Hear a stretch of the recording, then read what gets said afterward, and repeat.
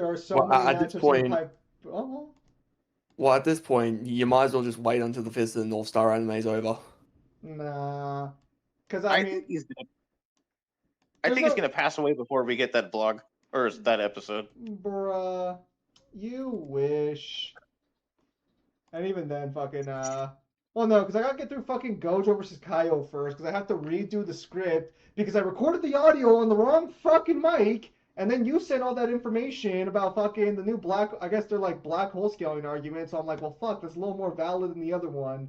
Now I want to include it. Damn it. Black hole? Oh, are you talking about Kenjaku? Yeah, it's a better durability feat than Oh, what Gojo has for the most part. Hello, Sparta. So also, I guess let me before I forget, let me spin this towards you guys. So as you guys may or may not know, Death Battle released their Sentry versus Superboy episode today. Now my They did. money's on Superboy because I've read a few Sentry comics, and I also saw Sentry get fucked over by Null. But it looks like based on the preview here, we're gonna be getting the Void in this episode as well. So that'll be nice. You know, the Void's a pretty nice guy, I'd say overall. I mean, I would pretty much consider Void part of Sentry's standard out. Yeah, Like I mean that's fair. They have abilities. different names, but whatever, that's fair, I guess. Two sides of the same coin. Bruh. But we'll give it another minute or so, and then we'll start it up. Do you guys see the stream just fine on your end, the Discord one?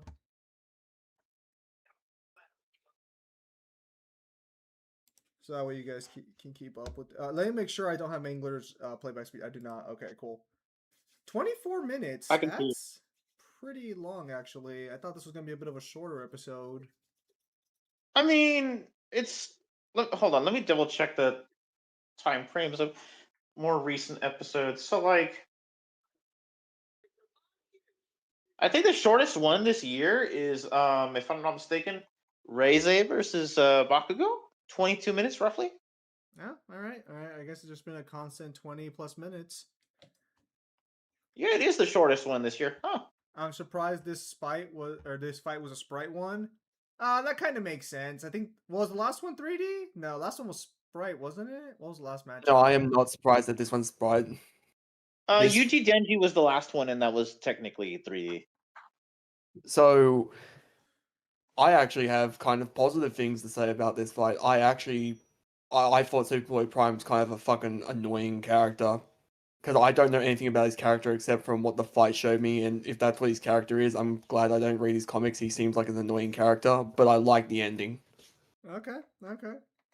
And... Without spoiling anything for you, Zim, I feel like this fight feels most recently of any recent fight of what I feel like a crossover between the two would play out in like their respective medium, which is a compliment in my opinion. I can't say that for any of the other, and that's not me dissing on their choreography. I'm just saying that like most of the time I don't feel like they play out as like how you would envision like their if their owners got together to create an official crossover. Most of the time it doesn't play out like that in my head. Yeah, no. I think the biggest problem Death Battle has is getting them a motivation to fight. Yeah, that can always be a bit of an issue. Hello, Rock and Alice. All right, let's get this underway, boys. But with this one being 2D, I expect that the next fight to be absolutely 3D. I could not picture the Traveler being in 2D. Yes, you spoiled. Well, I was spoiled on that. I was spoiled on that matchup, but I do not know who wins. But my money's on Superboy Prime. It's been on him. Technically, the next time was only announced as of recent, like the actual like matchup has been known for like over a year because of the Kickstarter. Yeah, so I'm assuming we'll have 3D models or at least something. I don't think it'll be sprite. That'd be weird. Regardless, let us begin. Oh, maybe hand drawn. It might be hand drawn. Oh, hand drawn would be nice, but we'll have to wait and see.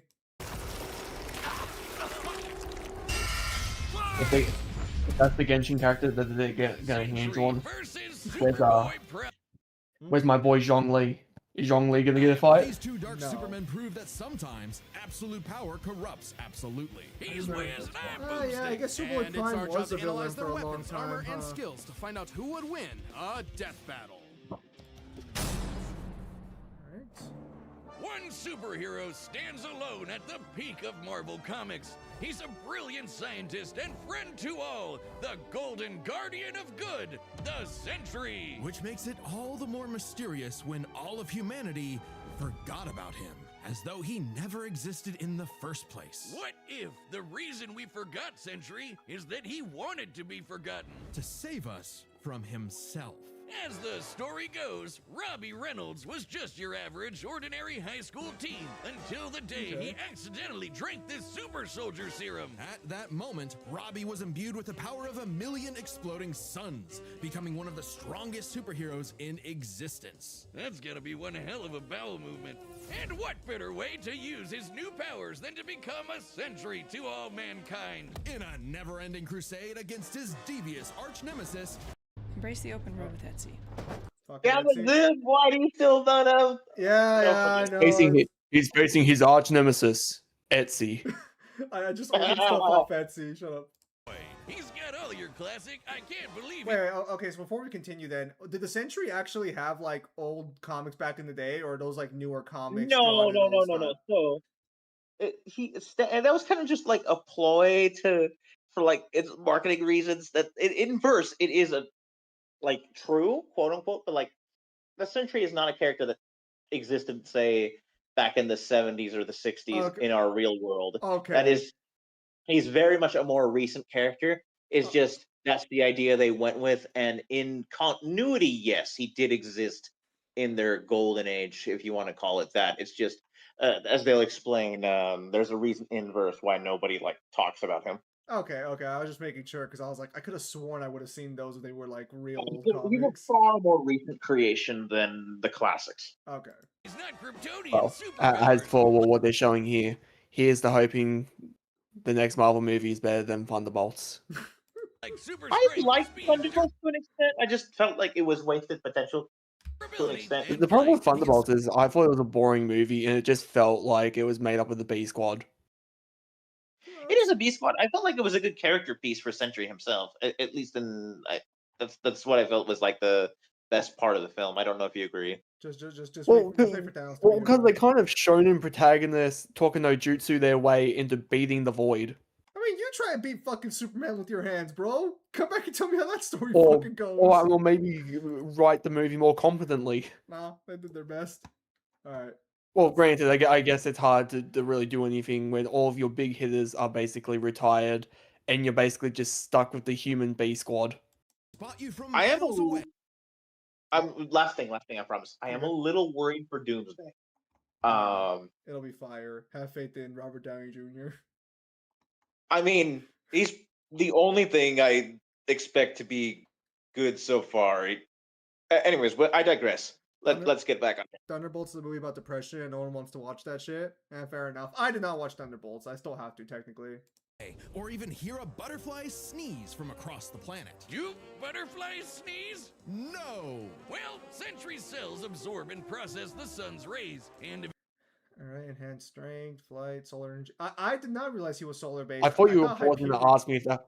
I thought you were pausing to ask me if that's true No. for a second. Why would I ask you? Kyle, why would I ask you if that's true? You don't know what the fuck the Sentry can do? No, I thought you were about to pause for the butterfly thing. Oh, what? Good lord. But no, yeah, I did not know he had solar things. I thought that was Hyperion. Well, okay, so Sentry started off with like the solar stuff, right? And then before Siege, or a little bit before Siege, the Dark Avengers, we find out that as it's mentioned at the very bottom of the list, those two at the bottom, yeah, that's the true kind of like origin of his powers. Ah, okay. Then let us continue. Molecular kinesis. Can't they just say molecular manipulation? Maybe like, Wouldn't that's, that be maybe more that's what's accurate? called. You know what? Touche. I've never heard of anyone calling it molecular kinesis. Yeah, we can move on. fire that solar energy right back at you in a powerful laser, or Alright, bend it light sounds away good. to turn invisible, or use it to make force fields. Really, the Sentry can draw power from anywhere and everywhere. When he was forcibly shrunk down to subatomic size, he started pulling energy from the microverse instead.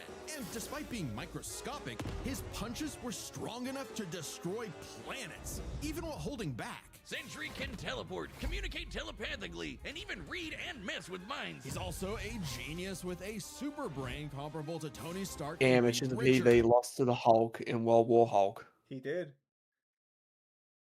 Maybe superior? Oh, I'm not sure how I feel about that one. That's a little crazy. He's even built his own watchtower with an advanced AI that is constantly monitoring the planet for threats. Jesus Christ, he's like the Avengers all in one. Why do there even need to be any other superheroes? Indeed, the Sentry is more than strong enough to take on Marvel's heaviest hitters, like his famous battle with the Green Scar Hulk. Where Black Bolt, Iron Man, and Doctor Strange failed, the Sentry was the only one who stood against the Hulk's full power. He's also battled Thor, who collapsed an infinite number of timelines into one by clashing with another Thor. Okay. So the funny thing is, the joke is that every time Thor appears or is mentioned, his speed calcs keep going up. I think of recently I can't remember the episode. One of them mentioned infinite speed. I think it was the Hulk versus Godzilla. Infinite speed or immeasurable for Mjolnir. So once you do that, what can you upscale? AP. Thor out here just Oh. carrying Marvel on fucking Death Battle. Let's go. Well, from I this mean, panel, Thor is feats, man. would this panel allow him to be Wonder Woman now? Uh, I forgot he fought Wonder Woman. I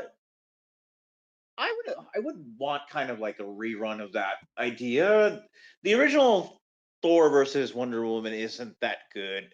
Not just research, but animation also kind of suffered at the end. You can tell that it seems like there was issues with rendering, and that is true. There were rendering issues with that one. Rendering. I would like a rerun. Wonder Woman has changed significantly since then, and so has Thor. Yeah, definitely would be a fun little, if they decided to do another like vote for a remaster, definitely would be one up there, I feel like. That, or I've Listen. seen people over the years still want like Superman versus Thor. Do we need another Superman match? No. Make it Black Adam versus Thor. Let's go. Sentry's velocity bends space and time. Their atoms are hurled forward at many times. Tree They is did incredible. Black Adam. They did Black Adam versus Apocalypse.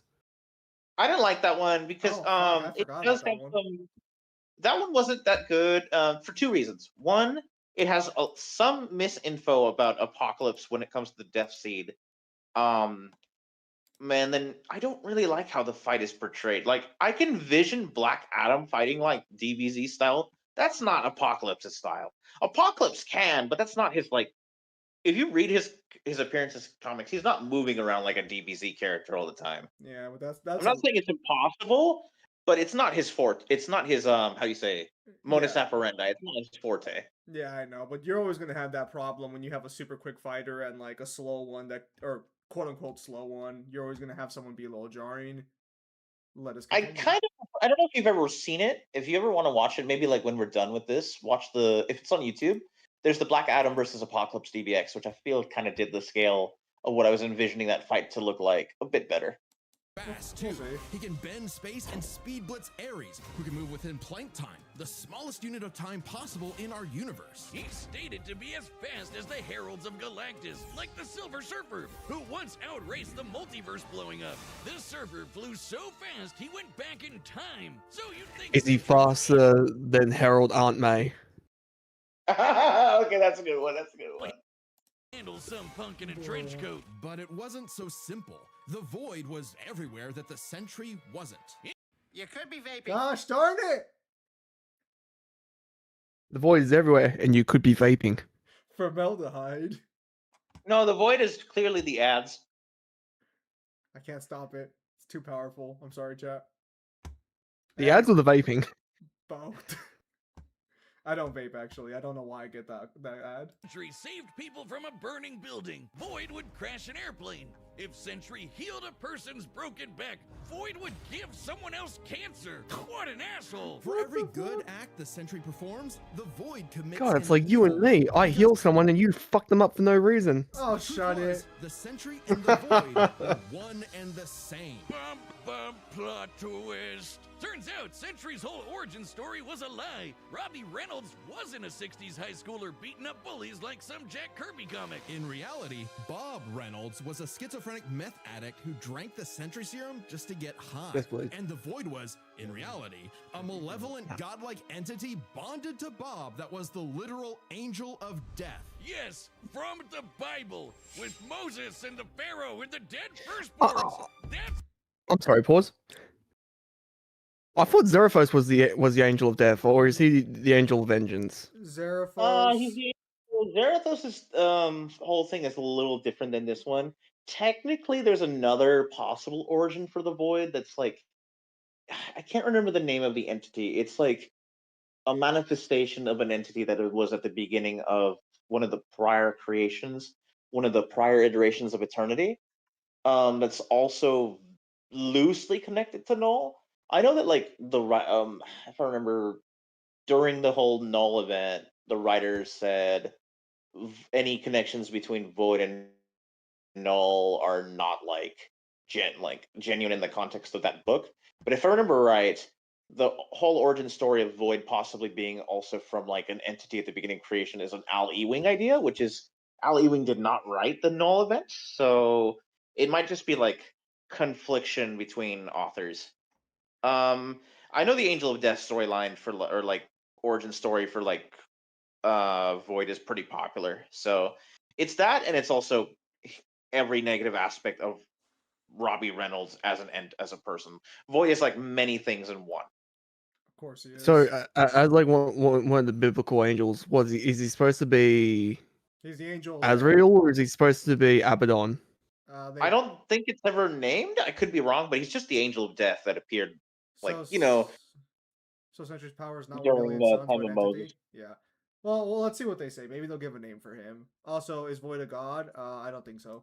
him, apparently. And this being manifests as the dark side of Bob's shattered psyche, a villainous alter ego with all of his power. Too much power for any one man to handle. The only way to destroy the Void was to also destroy the Sentry. So Bob did something crazy. With help from Reed's tech, he used his own psychic powers to erase himself from everyone's past, present, and future, including his own. Warping the perception of reality of every single person on the planet. They would no the Sentry, central fiction. Recognize anything remotely related to him. A picture of the Sentry would still technically exist, but in your mind's eye, including Bob's, it isn't there. Great. Everyone knows repressing your problems always makes them better. But Bob's memories eventually clawed their way back, in part thanks to Norman Osborn, the Green Goblin, and his desire to somehow control the Void. So Norman had the Thunderbolts murder Bob's wife Lindy in order to release, the Angel of Death. Yeah, try controlling the kind of guy who can throw hands with Molecule Man, who somehow is one of the strongest beings in all of Marvel. At his peak, Look, I understand that we use statements for hype, but it's very clear by the time we get past that arc that they are not the two strongest beings in Marvel. Come on now, guys. Well, Molecule Man is not the strongest, but he was pretty high on the upper echelon post Secret Wars. Sentry did not fight Molecule Man around the time of Secret Wars. That was beforehand. I'm referring to the 2012 Secret Wars, not the original. Yeah. They'll give context for all of that jazz as we go. Okay. So where does he stand on the hierarchy in comparison to the one above some? One above all? No, the one above some. No, Isn't that right, Zim? Kyle got the name right. Carry on. Kyle's called him correctly. Sentry and Void would be nowhere near his tier. So Thanos is above them because Thanos is able to fuck with him. But all right, understood. Thanos fucking with the one above all is weird because it's like a Jim Starlin story that might be out of continuity. So the way, if I remember right, they're trying to explain it, and part of it has to do with the guy who's writing the current Storm stories. Oh Um, God. is that like one above all might have like kind of like an avatar or like emanations in a way. Like above all others that's in this Jim Starlin story I is hate that. loosely that kind of an idea. Yeah. I hate the Storm comics so much. Gosh darn it. Whatever. All right. Storm Let's. comics are like building up to this huge event that's going to happen where it's like all of the Just make like Storm. abstract they're going to war. Just make Storm God already, bro. Just get to the end of the story, bro. All right. Let's continue. He's got almost complete control over the multiverse. So yeah, good luck with that one, Norm. Molecule Man was another mentally unstable god whose power fluctuates based on their self-confidence. In a way, a sort of kindred spirit to Bob. It was then that Bob discovered the true source of his own powers, his own control over molecules.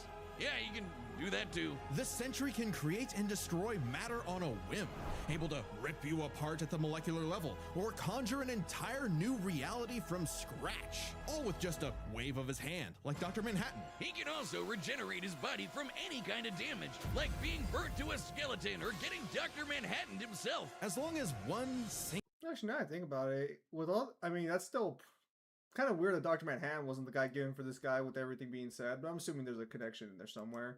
solitary atom remains, the Sentry is unkillable. And Void's got all of this and more, except he doesn't hold back. He can shapeshift, create hurricanes, trap you in darkness, possess your body, and devour your soul. With his infinitendrils, the Void takes control of a victim's mind and tortures them with the memories of past traumas and nightmares. He killed Loki. He The Void also overwhelmed Doctor Strange and Loki as Sorcerer Supreme, allowing it to scale to other powerful magic users in Marvel like Dormammu, who sustains the multiverse spanning Dark Dimension. Listen, you say he beat the Hulk, but didn't the Hulk eat everyone in the Marvel Universe like 7 fucking years ago? I'm just saying, bro. wrecked No, Asgard. they didn't beat, pause. Sentry didn't beat Hall. Or is that what you're referring to, or you're referring to something else? Well, no, because they're saying like the Void fucking beat like dealt with the Hulk and shit, and I'm like, well, didn't the Hulk like? Oh, that is true. If I'm not mistaken, Void kind of, in one instance, broke every bone in Hulk's body, but that was not during World War Hulk. That was before that. But Hulk versus Sentry is weird because it's like after World War Hulk implies that he held back in that fight even before he went World Breaker. Because like Sentry didn't fight World Breaker. Sentry fought Yes, Tony. the Green. Tony Well, fought no, World Sentry Breaker. fought the Green Scar. Full Yes. Green Scar, didn't he? Yeah, he fought Green Scar. Huh? Yeah, he fought Green Scar, and then like they both kind of, I wouldn't say KO'd each other, more like tired each other out, but The fight Banner was technically standing ended in a stalemate. Technically. stalemate, but Banner was left the one standing, basically. Yes. So Sentry technically lost as well. You know, I can't wait for the day that they bring the Thing into Death Battle and then they have to explain to people that the Thing constantly throws hands with the Hulk like it's his job. The Thing is weird. If I remember right, I could be wrong. I think the Thing has like one or two statements that his power fluctuates based on emotion to an extent, which I never understood. Fucking everyone's power seems to fluctuate due to fucking emotion in this fucking comic series. Fuck. But let us continue. Writers need a pop out to explain. Zim, it's clobbering time. Fucking just hit Hulk with that PTSD. The Avengers, the Fantastic Four, the Inhumans, and the X-Men teaming up all at once could barely handle him. Wait. They beat him? I'm gonna keep it a buck, bro. If Spider-Man and the X-Men are doing work on you, you can't be that power. Don't get me wrong. Spider-Man's my boy. Spider-Man's my boy. I'll put him up against anybody.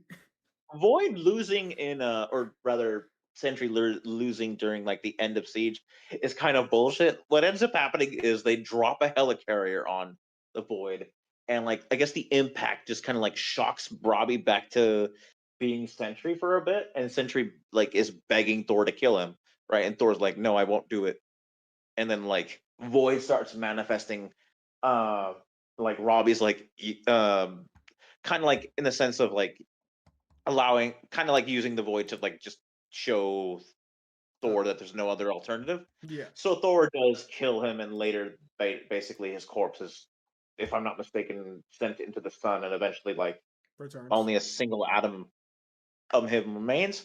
What ends up happening is both Void and Robert go to the White Hot Room, and Void eventually gets tired and like bails on Robert, and Robert gets revived by like the Apocalypse twins in the New Avengers storyline using the Death Seed. It's a whole stupid spiel. I don't really like Death Seed Sentry. It was good for, I guess, like exploring his powers more and his mindset, but a lot of shenanigans. Sentry, unfortunately, after like his initial debut and stuff, he got hit with a lot of mediocre stories.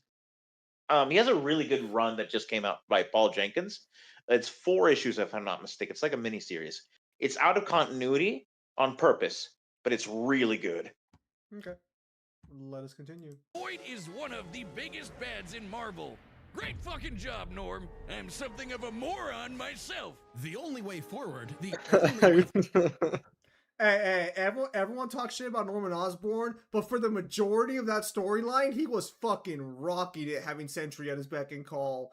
Oh man, watching fucking Norman tell Doom to put up or shut up was fucking.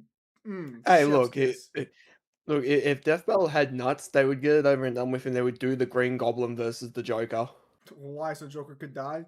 For Bob to say. Hang on. Wheels of Power, Millennium Supernovas, equal to Thor and the Hulk, flew light years in seconds, overloaded the Absorbing Man with his energy, Void overpowered Doctor Strange and Loki, merged Sentry, killed the Dead Celestial. That's not impressive, bro. Defeated Ares, Loki, Doctor Doom, Blue Marvel. Oh, Blue Marvel. Okay. And Molecule Man. I think the only one here that I know we've had this discussion before.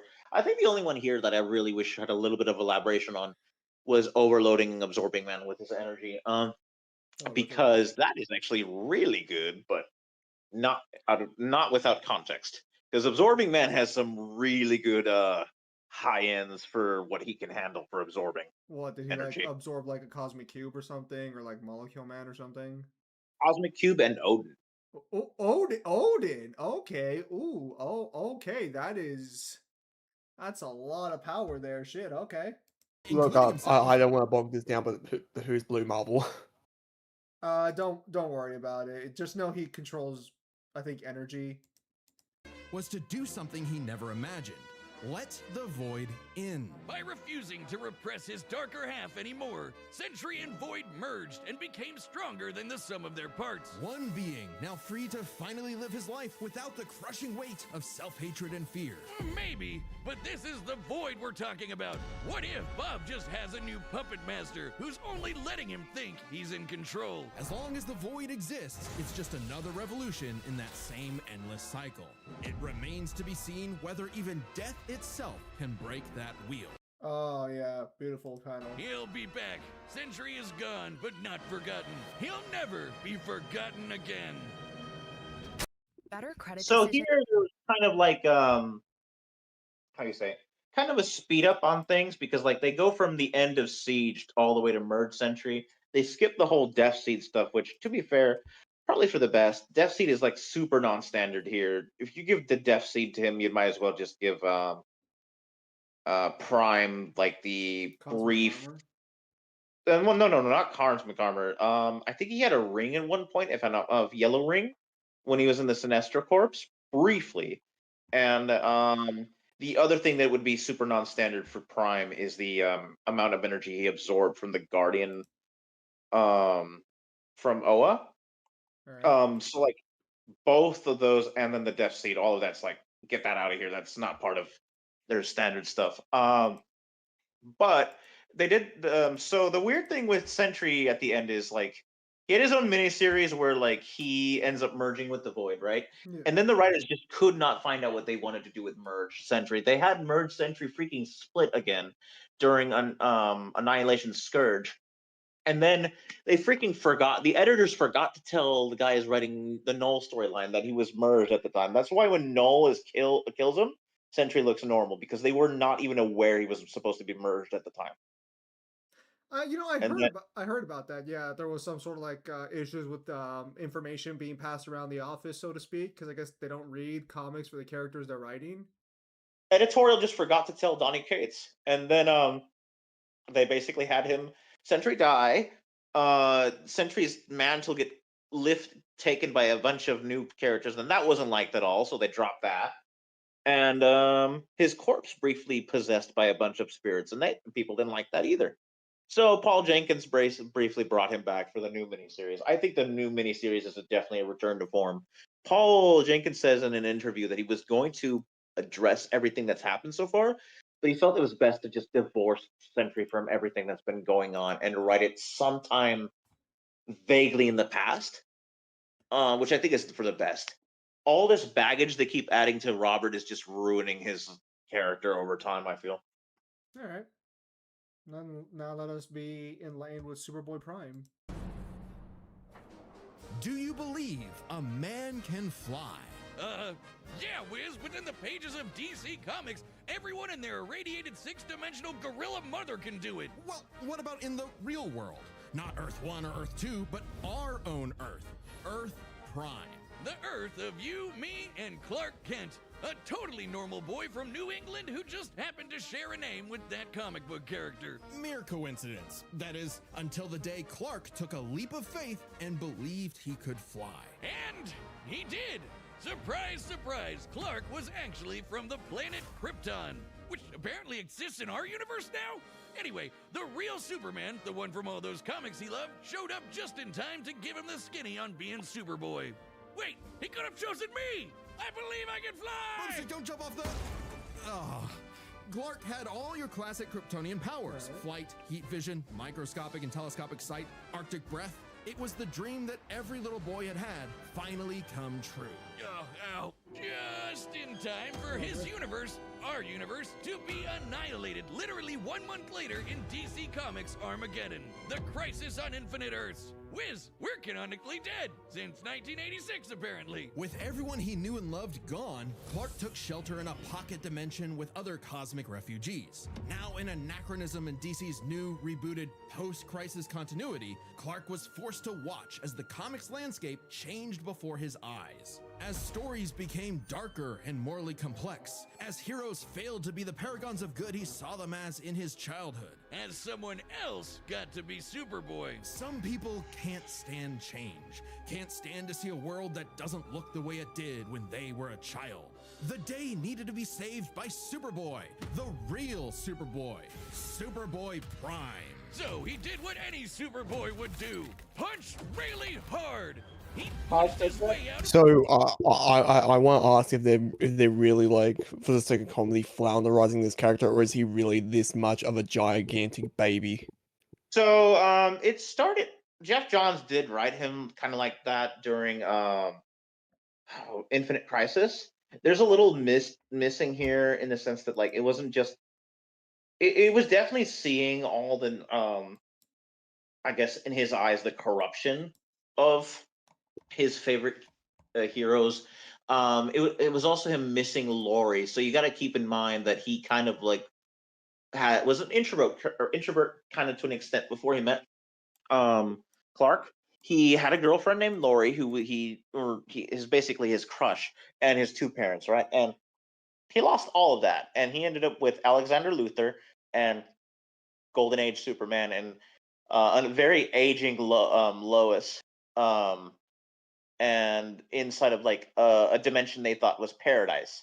It wasn't. It was basically just they're stuck. Lois is aging and slowly approaching death, and Alexander Luthor thinking that originally it was paradise, he wants to go back into reality. So he manipulates Prime, convinces him to start punching at that wall, kind of feeds into Prime's ego and his fears of everything changing. So it's kind of like they're not trying to flanderize him here. They're just kind of like there's a lot to cover for Prime, and they kind of are just kind of like summarizing it. Everything they said right here is true. It's just everything, him losing all of his loved ones, seeing everything change in a way that he just feels is just wrong, and then Alexander Luthor taking advantage of that and being the voice and like the devil on his shoulder and feeding into that. That's what. So essentially, without providing all the context for his backstory, it makes him sound like a gigantic toddler. Yes. I mean, he is known to being one. So after Infinite Crisis, that's kind of how writers wrote him for years, and they do cover that. I want to say there's a point to it, in an extent that eventually I think DC editorial realized during Blackest Night they did realize, you know what, we've kind of maybe screwed up a little bit with Prime. Let's get him back on track. Well, because he was in the Sinestro Corps during the Green Lantern War, right? Because I think they had to use Ion to try and fight him. He was in that event, yes, and the only reason he was really on was so he could basically say "F you" to Anti-Monitor for what Anti-Monitor did to his reality. Fair enough. But the other thing was that, like, during Infinite Crisis, he ends up accidentally killing heroes for the he didn't want to. Yeah. And that kind of like blood on his hands, like there's a moment where he's just like shocked, and unfortunately, because of Alexander Luthor and his own manipulation of everything, Prime does come to blow with the heroes of the modern day, and little by little, the Prime we later get to know as a villain for years is born during that Crisis event. Okay. It's meant to be kind of a tragedy. I think really Jeff Johns was the only one who could write Prime, and it kind of shows for a few years after that event. Blackest Night, if I remember right, it was Jeff Johns who wrote his little crossover in it, and they don't really get into much in Blackest Night's coverage over him. When they talk about Blackest Night later on in this video, I'll go over something that is important for Prime, because Prime has wonderful characterization during Blackest Night, and then unfortunately they ruin it. Not Jeff Johns. I can't remember who wrote it. They write an event where he gets like all the character development he got in Blackest Night was ruined, and he got sealed in the source wall for years, and editorial forgot about him until Darkest Night, or until not Darkest Night, until Death Metal. Yeah. Which was just a few years back. So it's like kind of like for almost a decade, if I'm not mistaken, he was in the source wall. Editorial just forgetting he existed. Yeah, and then he was in the recent Marvel versus Marvel DC crossovers with Superman or Super Spider-Man. What the fuck? He was also in DCKO. He was an important part of it, and he has his own mini run right now. Okay, let us continue. But we can get to that later. It's part of the whole story. The dimension's so hard, the shockwaves rippled through the universe and retconned DC Comics. Superboy was back, and he was gonna fix comic books forever. Hell yeah! No matter how many fake heroes got in his way. Oh shit! Super Chud Prime isn't just your ordinary Kryptonian. Oh no! Pre-crisis. As in, These two are like 40. Can they not use words like that? No. from before the Crisis on Infinite Earths, a time when comics were a bit more comical. When Superman could sneeze solar systems apart or tow a galaxy of planets behind him like it was nothing. Or clash with another Kryptonian so hard, they generated enough So, power to restore an funny infinite enough, number of during timelines. Mangler's war on fucking Superman, he's been through those comics, and there's some context that they're leaving out there. I forgot what it is, but the feats are not as impressive as what they make them out to be. If I remember right, this one's legit. No. Well, we'll have Mangler to. Well, you'll have to Mangler- talk to Mangler, because Mangler did like an entire like half a year where he was just diving So, into all the Superman comics Mangler read every comic from Golden Age, I think Silver Age, just for Superman. and I think Bronze Age. He went through everything for Superman because he kept getting told feeds, and every time he checked them, they were wrong. So he's like, "Fuck it, I'm gonna read all of Superman's comics up until like maybe the 90s." I think. I don't know if he kept reading after 90s. I think he Because I took know I think he Ultra took a Red- break. Because I know Ultra read every single Superman comic, and he has his blogs out to prove it. Like back when Superman versus Goku 3 launched, he had I mean, they're still up on his blog spot, but there is a blog for pretty much every single version of Superman that's existed. There's one for pretty much every single Goku version that's existed, and it covers pretty much from the 1930s to modern day for So, Superman. I think the thing that Mangler told me when he was going through Superman is Superman, depending on the version, isn't terrible, but there's a lot of things where they don't cover a ton of weaknesses he has, or a ton of times where he gets the shit kicked out of him by stuff that he shouldn't. It's a weird situation, but it comes with old comics. Let us continue. We Since can we're... discuss that further on if we want to. I would recommend. Let's continue. To hear that word a lot. My favorite is the time Superman flew so fast he broke the light barrier, the time barrier, and even the bonds of infinity. I wonder if these writers ever imagined this bullshit would feed nerd arguments for the next half century. Not that I'm complaining. That's how I get paid. Prime would know he is a self-described power scaler's dream. Huh. You think he's heard about us? We can only hope not. As a Kryptonian with an ultra-dense molecular structure, he should also share many of the same resistances, like being transmuted to stone, having his atomic bonds weakened, or getting his energy drained. Kryptonians like Superman can withstand more esoteric attacks too. They can actively resist mental attacks by outthinking them, and their souls can resist being destroyed. All thanks to Earth's good. I will say I'm grateful they used that example instead of a different one. There's a more popular resistance, at least on VSB, if I'm not mistaken, for Superman having resistance to soul destruction or like affecting the soul. But that specific one, I think, was the Empty Man. I can't remember exactly what they were called. I think it was like early 2000s. That one is super contextual and cannot be backscaled to any Kryptonian. It is a very specific. It's more like a Superman kind of gained that specific resistance to them on the spot after multiple exposures to said ability, and also like the love of Lois kind of like in his mind driving him to break his limits. It is the example they're showing here is a much earlier example. Also, they're thankfully they didn't use I believe her name is Silver Banshee. Yeah. That one's also another soul hacks example that I am thankful was not used here, because that one is also contextual. That one was also kind of like her ability is she can like affect the soul by screaming. Yeah. And that one is also very much it screwed over Clark many a time. He eventually developed immunity pretty much because he had been exposed to it so many times. Okay, His body had built up immunity. Not a baseline resistance, more of like tolerance built up over time. Yeah, the example they provided here just a second ago, I believe that's a separate feat. I can look it up in a moment, but I remember that one was that one. Yeah. What does it say? But there's assault is upon the very energies which animate that matter, the cohesive force of the soul. If I remember right, this is him being exposed to some sort of energy that affects the soul. This one does not have, if I remember right, an example of it him building up resistance. All right.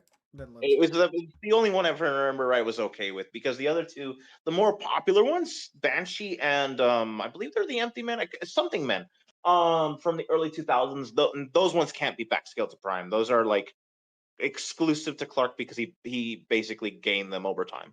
Okay.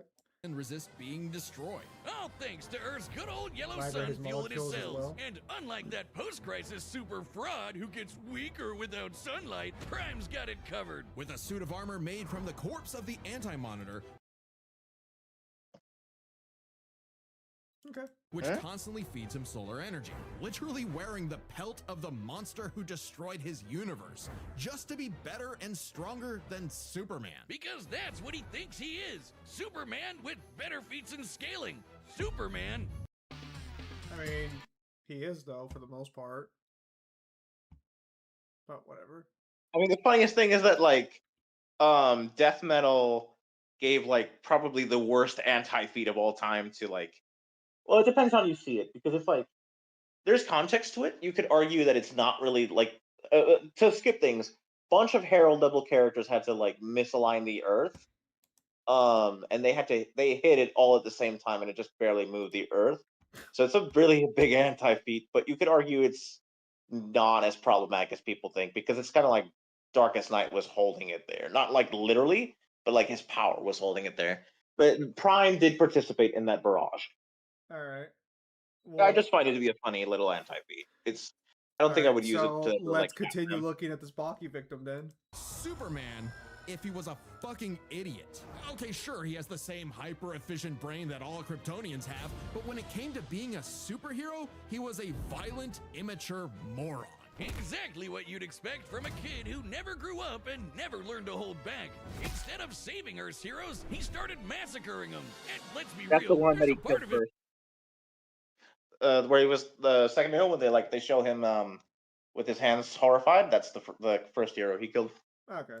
That knows that editorial will just bring them all back eventually. He's battled the Doom Patrol, Justice Society, Teen Titans, and 3 Flashes at once. He effortlessly murdered an alternate universe Justice League and even killed his rival, Connor Kent, the new Superboy. Even as other Kryptonians grew in power to become comparable to their pre-crisis iterations, Prime still held an advantage because he never held back. Like the time he tore apart the Monarch's armor, accidentally unleashing the Big Bang in his face, destroying the universe, and he was fine. Or the time a Guardian of the Universe blew himself up in an attempt to stop Prime, blasting him into the multiverse atom by atom, and that only made Prime stronger. Or the time he fought a potential future version of himself who became a god of time.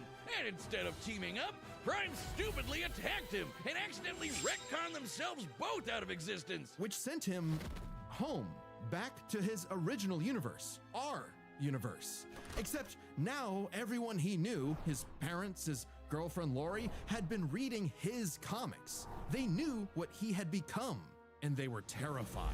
Once again, forced to watch as his heroes progressed without him, he pored over comic after comic, learning everything about DC. And a little bit of There's a major upgrade to Monarch they didn't mention. Marvel. Only to discover. Mark is, you know how I mentioned that Prime had a non-standard power-up? Yeah. So the Guardian of Oa they mentioned right after that. That was so the Guardian detonates themselves in an effort to kill Prime. It fails, sends him elsewhere. That energy is stored in one thing they haven't covered too much in is that Prime has energy absorption. So Prime's body absorbed all the energy of that Guardian and it aged him up. In Countdown, and God, Countdown sucks. Countdown is probably one of the worst storylines DC has ever put.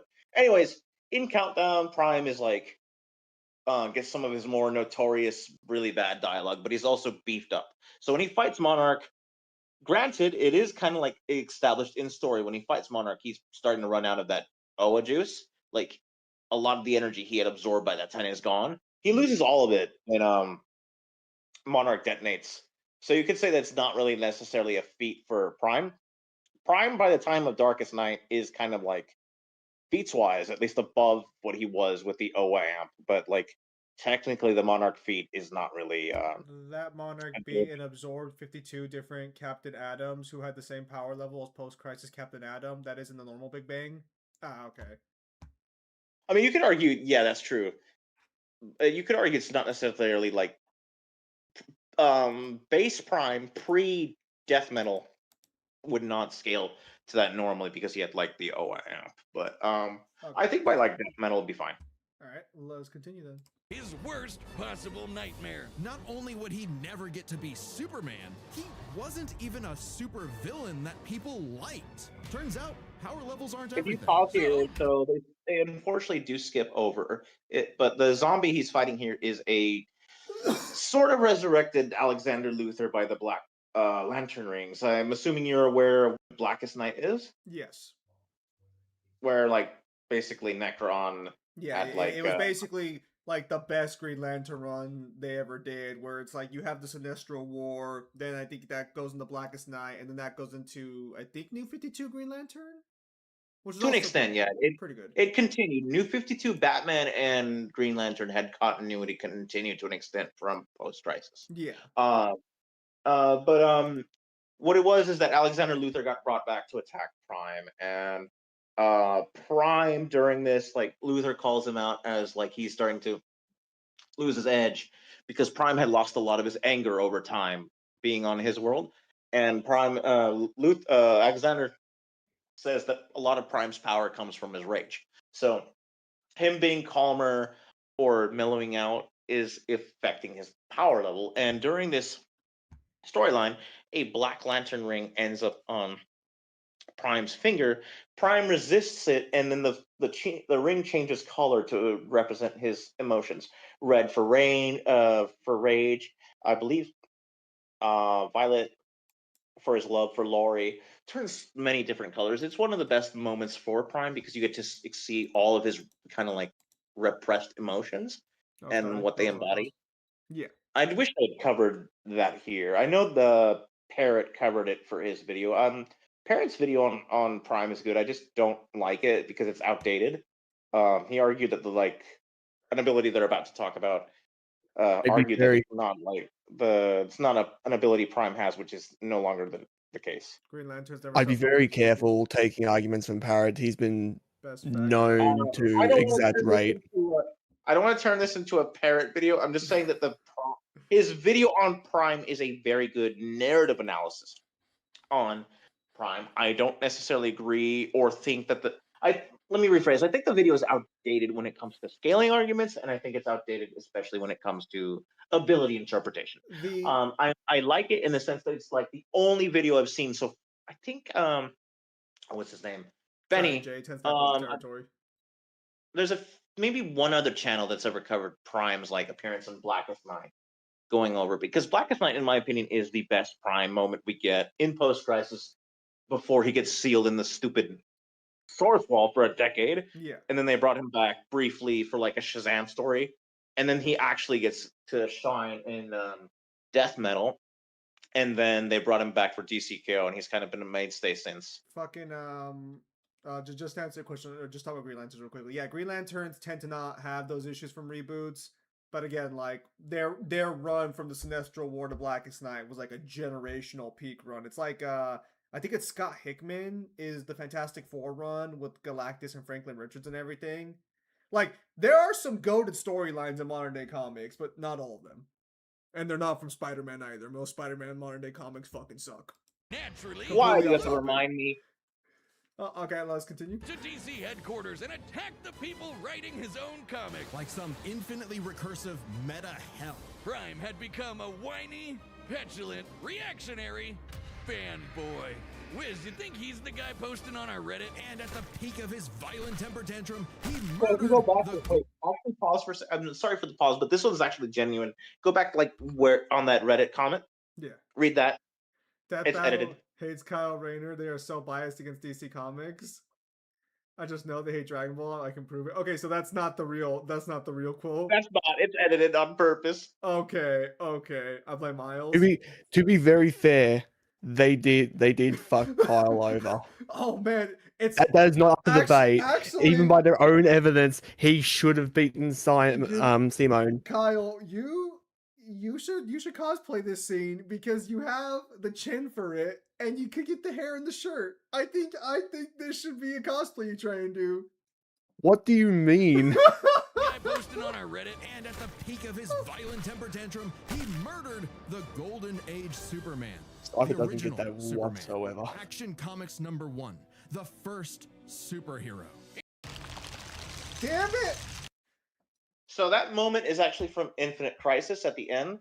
Yeah. Both because Golden Age Alexander Luthor manipulated Golden Age Superman into like joining his little crusade. Yeah. With the promise of like helping Lois, and then post-crisis Superman made him realize the error of those ways. The final fight of Infinite Crisis is Prime versus both Supermen. Golden Age dies. Clark manages to get both him and Prime through a red sun, and then knocks the shit out of Prime. And then Prime is imprisoned in a prison cell by the Green Lanterns, and he uses a piece of the prison cell to carve into his chest the Superman symbol. Yes, I remember that or I don't remember how he got it, but I remember the symbol during the Sinestro War. During DC's glorious powerful. past, Prime beat it to death. He needed to change. And that opportunity came when this alternate universe Jokerized Batman who laughs threatened to destroy all of reality. Prime was drafted to help save the day, and it turned out he was the only Superboy who could. Remember that time Prime punched reality so hard he retconned DC Comics? Turns out that was no coincidence. Due to his repeated excursions across the multiverse, Prime became a space-time anomaly, and he slowly learned how to manipulate reality itself with his fists. I guess you could call it his retcon punch! At first, its effects were random, like bringing Jason Todd back to life or restoring Beast Boy's memories, but he started to use it to rewrite continuity to fix the evil universes of the Batman Who Laughs. Giving them and all the characters inside of them happy endings. In a weird way, that's what Superman has always done, right? Punch the bad guy so hard he saves the day. Prime can punch hard enough to enter the time stream, seemingly Moves to destroy planets, tank the Monarch's Big Bang, react to 3 flashes at once, punch his way out of the Phantom Zone, alter DC Comics continuity multiple times, fought post-Crisis and Golden Age Superman simultaneously. Look, I hate to be this person, but looking at the feats and how they talked about Superboy Prime compared to how they talked about the Sentry, it's kind of hard not to pick who's going to win this. Blows 2 port for YouTube Premium? Guys, I don't make money on YouTube. You think I can afford YouTube Premium? Come on now. Funny enough, I do have those comics of Infinite. That's when they started bringing the comics to my local town. I bought all the numbers ASAP. Nice. exit the comic medium Jeremy, entirely I saw and that even joke. defeat the nigh omnipotent Darkest Knight. Who was powerful enough to beat Perpetua, the goddess who created all of DC Comics, the whole shebang. And Prime hit the Darkest Knight so hard, he erased his entire evil multiverse. A feat that no one actually saw happen. Prime's first true act of heroism was one that he did selflessly, and it was the first step toward becoming a true hero. The kind of hero that Superman always secretly knew he could be. A hero who could someday get his own issue #1. A hero like, well, Superman. Maybe one day Prime will truly believe in himself, just like he once believed he could fly. So the fight with Darkest Knight is legit. The one thing that's not mentioned by a lot of people is Prime, in order to hit him with the last retcon punch, had to basically overexert himself to such a degree that he basically died. Prime died. Doomsday, who was the time trapper at the moment, don't ask why, saved him basically, sort of, responsible for sending him into like a pocket universe that's like basically like a copy or is his original universe, so he could be with his family and with Laurie and start his redemption arc in DCKO. Darkest Knight was technically defeated, but the bastard had regen that's basically really broken. So, and the last issue of Death Metal explores just how broken it is.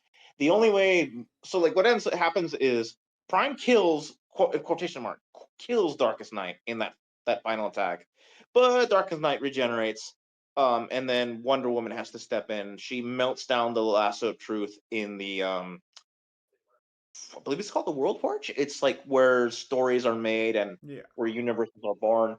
Melts it down there. She enters the little pool of liquid metal and becomes a golden Wonder Woman or whatever. She gets power on par. And then she beats Darkest Knight, and then the hand. The only reason she beats him is she tosses him into a narrative sun that's described as that it's the sun at the end of all DC continuity, and it consumes literal narratives. That's the only reason she beats him. Because otherwise, he tries to talk her out of their fight, because the Hands, Perpetua's species, arrives to judge the multiverse because Darkest Knight has polluted it so badly. And what Golden Wonder Woman does see the future, because Darkest Knight tries to convince her that he could kill the Hands. And she sees possibility that he is telling the truth, that if they work together or if she lets him, he could potentially kill the Hands, and he offers her the ultimate temptation, like bring back everything as she wants it. But she says, screw that, and throws them both into, like, both of themselves into the narrative sun. He dies. The Hands spare her and are so impressed with her self-sacrifice they let her live and restore everything. So it's like before the Batman Who Laughs comes back in Absolute Batman issue number #1. He's still dead, thank God. I remember the scare I had when I saw the Fortnite crossover comic and I saw him back, and I'm like, no. And then I realized it was out of continuity. I'm like, thank God. No, Darkest Knight is technically still dead, thankfully.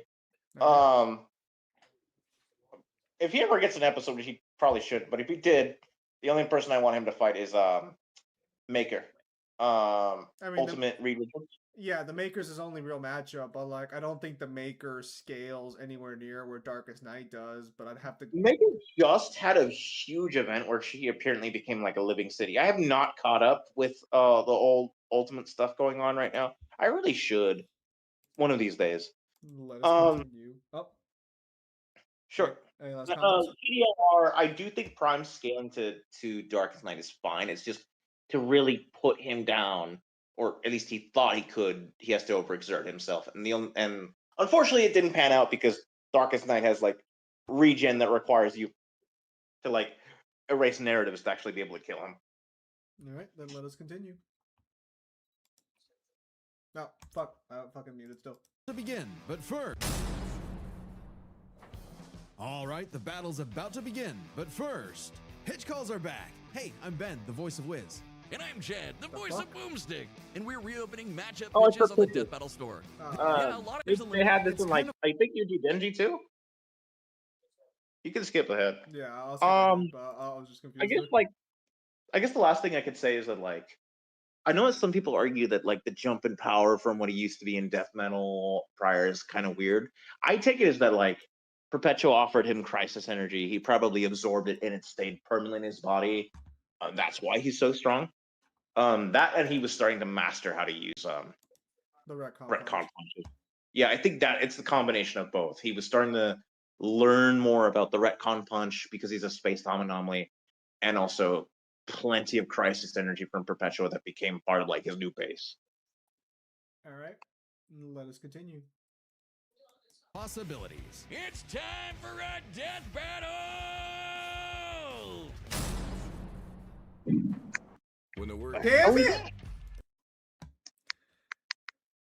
Fucking ads. Okay, there we go. This city won't last much longer. Quit while you're behind, kid.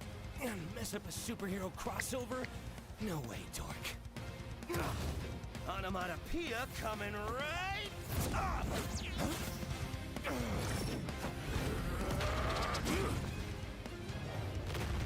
Sprites actually look really nice for this one. Yeah, I actually didn't think this fight was too bad. I like the ending too.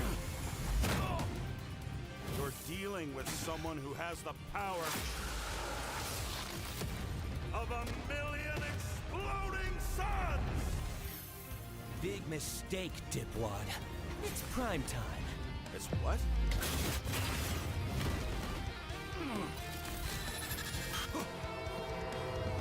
Are you kidding me? Another Dark Superman fraud? Boring! It's cool when I do it.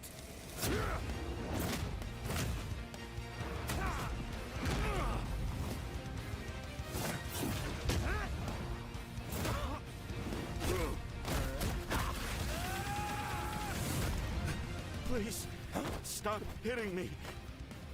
He'll kill you. I'll kill you. To death.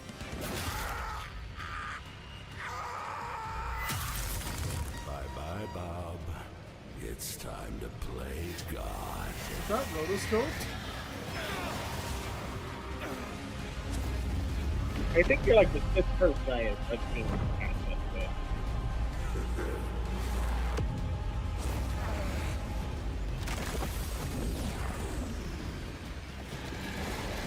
Okay, you weren't joking. Definitely a crisis level threat. Luckily, so am I. Run all you want! If Bob couldn't escape me, what hope do you have, boy? Afraid of the Dark Clark? What kind of a hero are you? Remind me again, whatever happened to Lori?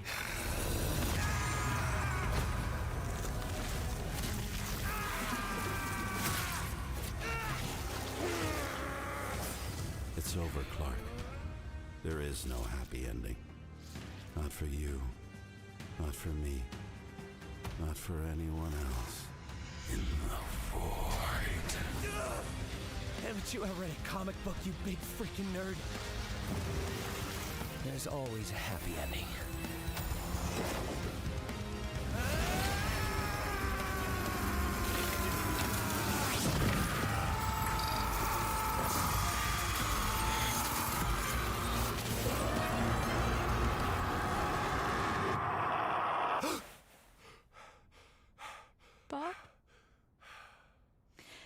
kept talking about the Sentry.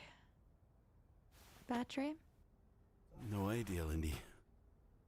Best sleep I've had in years. Crisis averted. Okay, that was a pretty good fight. I like that one. They did a really good job with that one. I think that was a pretty solid one. Like I said, I feel like it of most recent fights, this one feels like it could totally pass as a crossover. I could totally See him. Marvel or DC warrant like something like a similar story to that. See, when they actually give a fuck about doing a good fight, they can actually do a good fight. Motherfucker, stop using 2D art by itself. You can tweak it to pixel by using other apps. I think the 2D kind of helps like differentiate a little bit. That was really short. It was a short fight, but to be fair, I don't think there was much you could really do with these characters outside of punching over and over again. So that's kind of to be expected. Well, they're essentially two flying bricks, but that's the thing that they also have to learn. Not every fight needs to be this 5 to 10 minute extravaganza.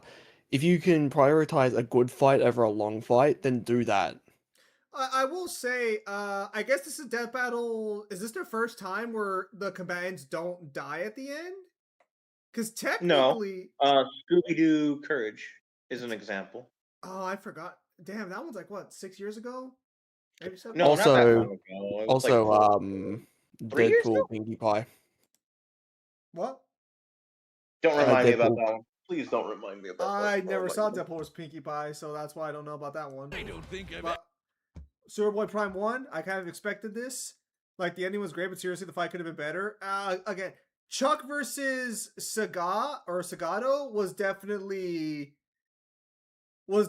a different type of matchup, though. That one had more fun with it because they could just do whatever they wanted in that matchup. Whereas in this one, they had to keep it somewhat, I say grounded because, like, you can't. I think newer episodes really should not be compared too much to older ones. We're talking about completely different budget eras, completely different teams.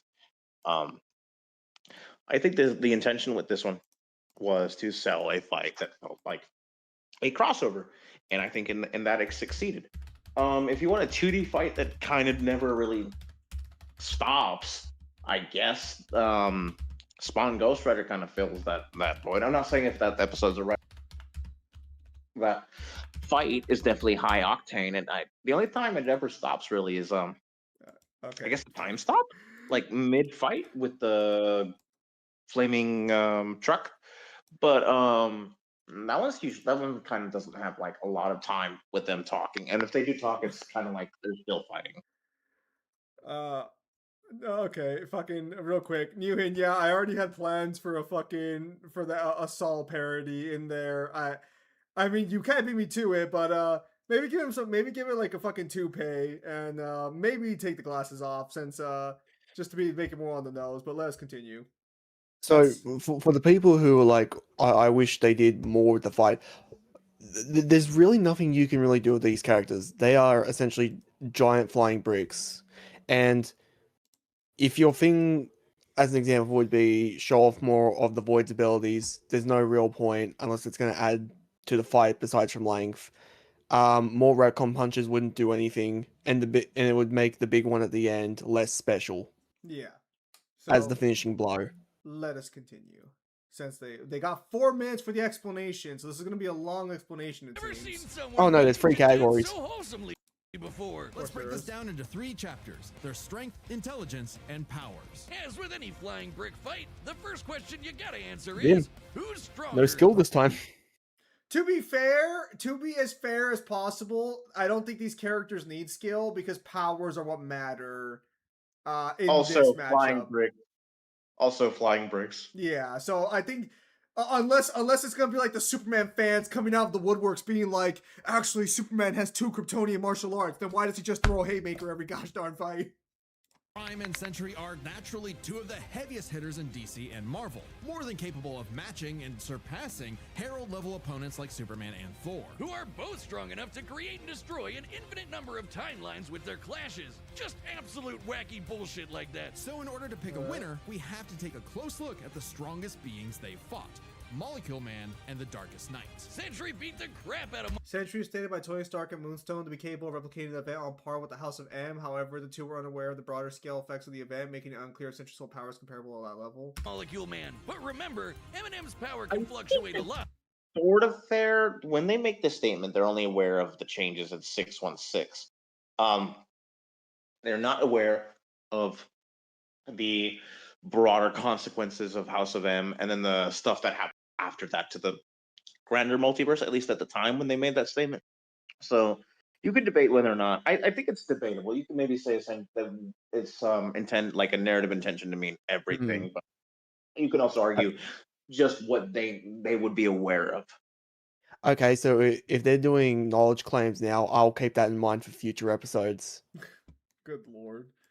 And when he fought Sentry, he wasn't at his full power, so we can only scale the Okay, originally Malcolm used to be a small steel rod or wand to direct his powers, but it turned out this is merely a way of focusing them, and he's long since learned to do without it. His powers seem to fluctuate according to his confidence and belief.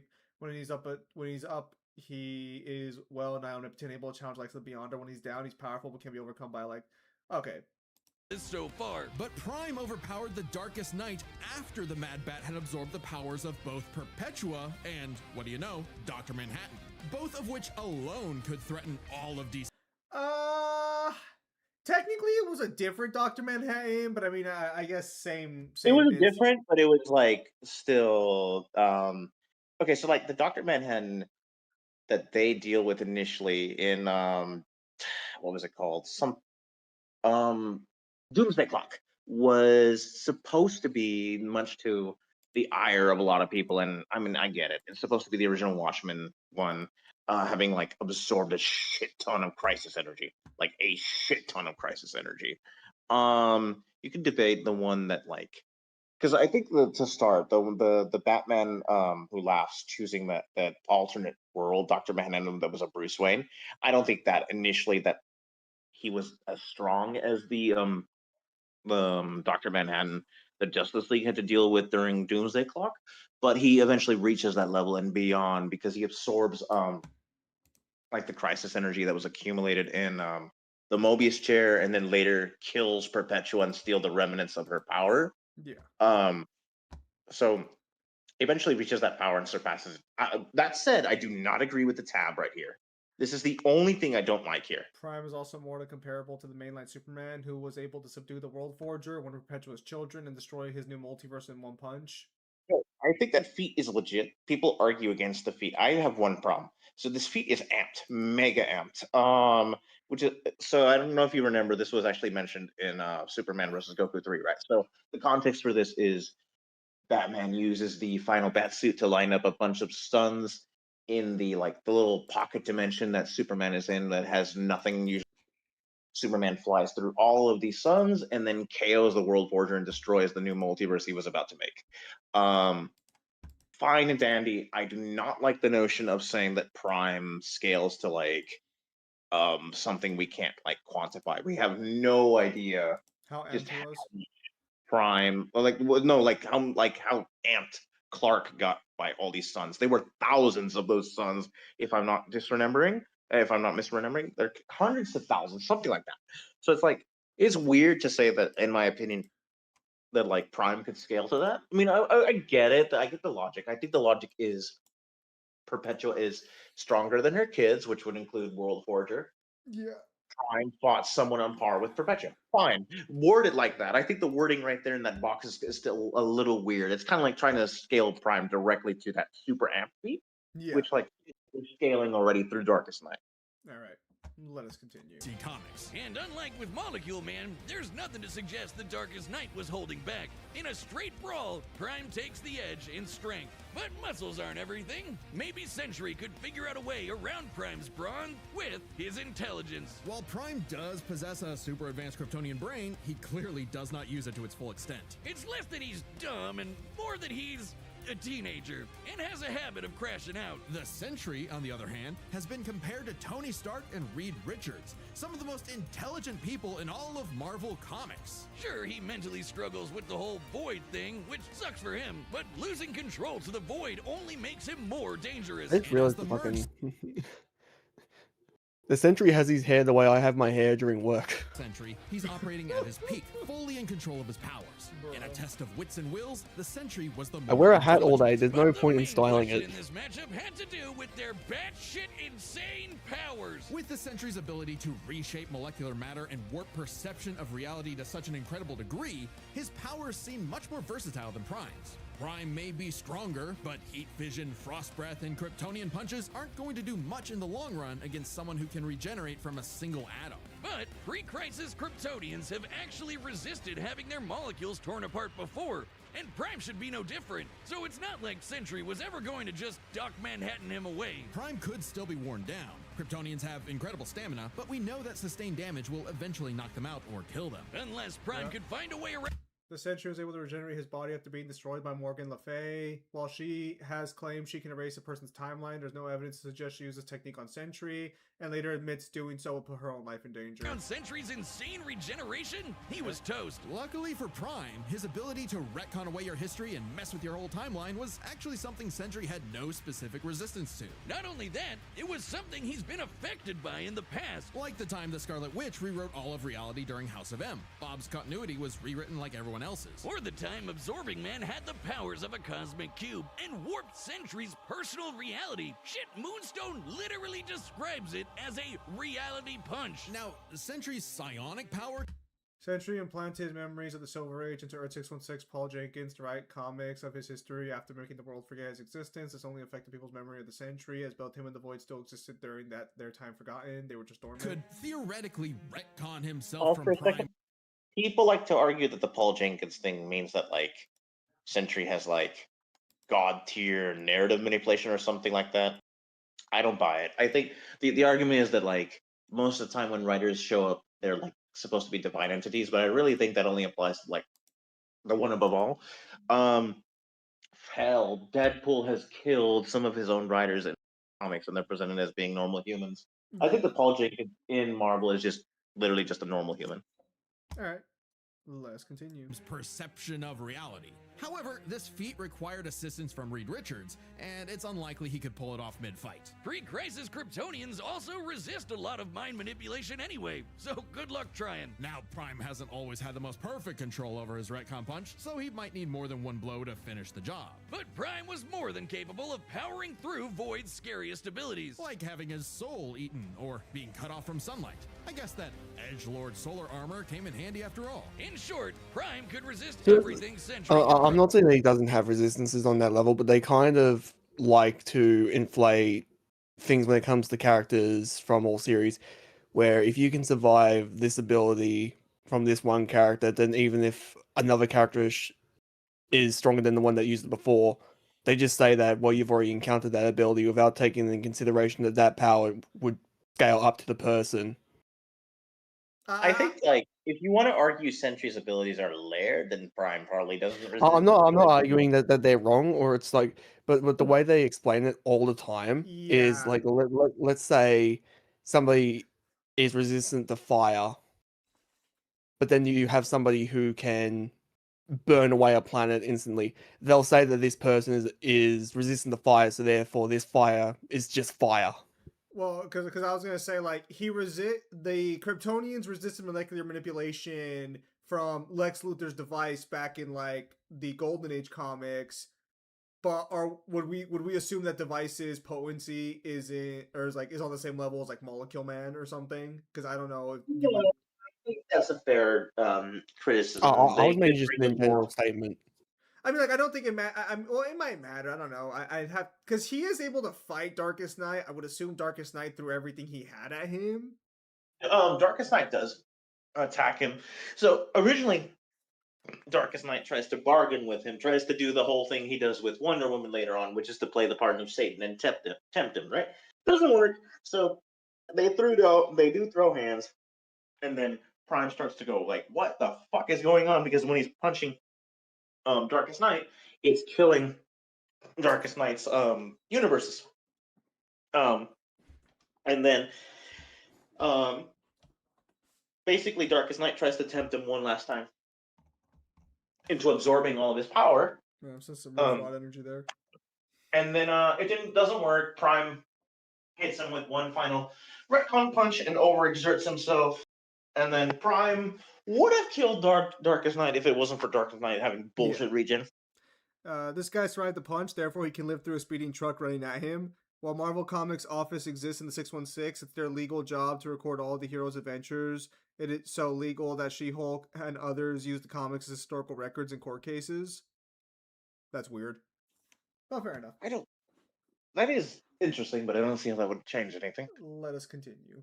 At him, but Sentry couldn't do the same. Prime takes the final edge in powers. With no way to easily put him down, Prime would eventually muscle his way through and retcon the Void away for good. Sorry, Bob. Defeat was unavoidable. The winner is Superboy Pro. Oh, hey, my pizza's here. No, you can just skip this. They're doing a fourth wall moment. What? Don't skip this part. There's a point to it. All right, let me go back here. Is Superboy Pro. Oh, hey, my pizza's here. The winner is Superboy Prime. Letter to the editors. Oh yeah, I win. That's right. You hack frauds really tried to lowball me, but I checked the clock and it's prime time, baby. Now, personally, that intelligence section was such a gimme.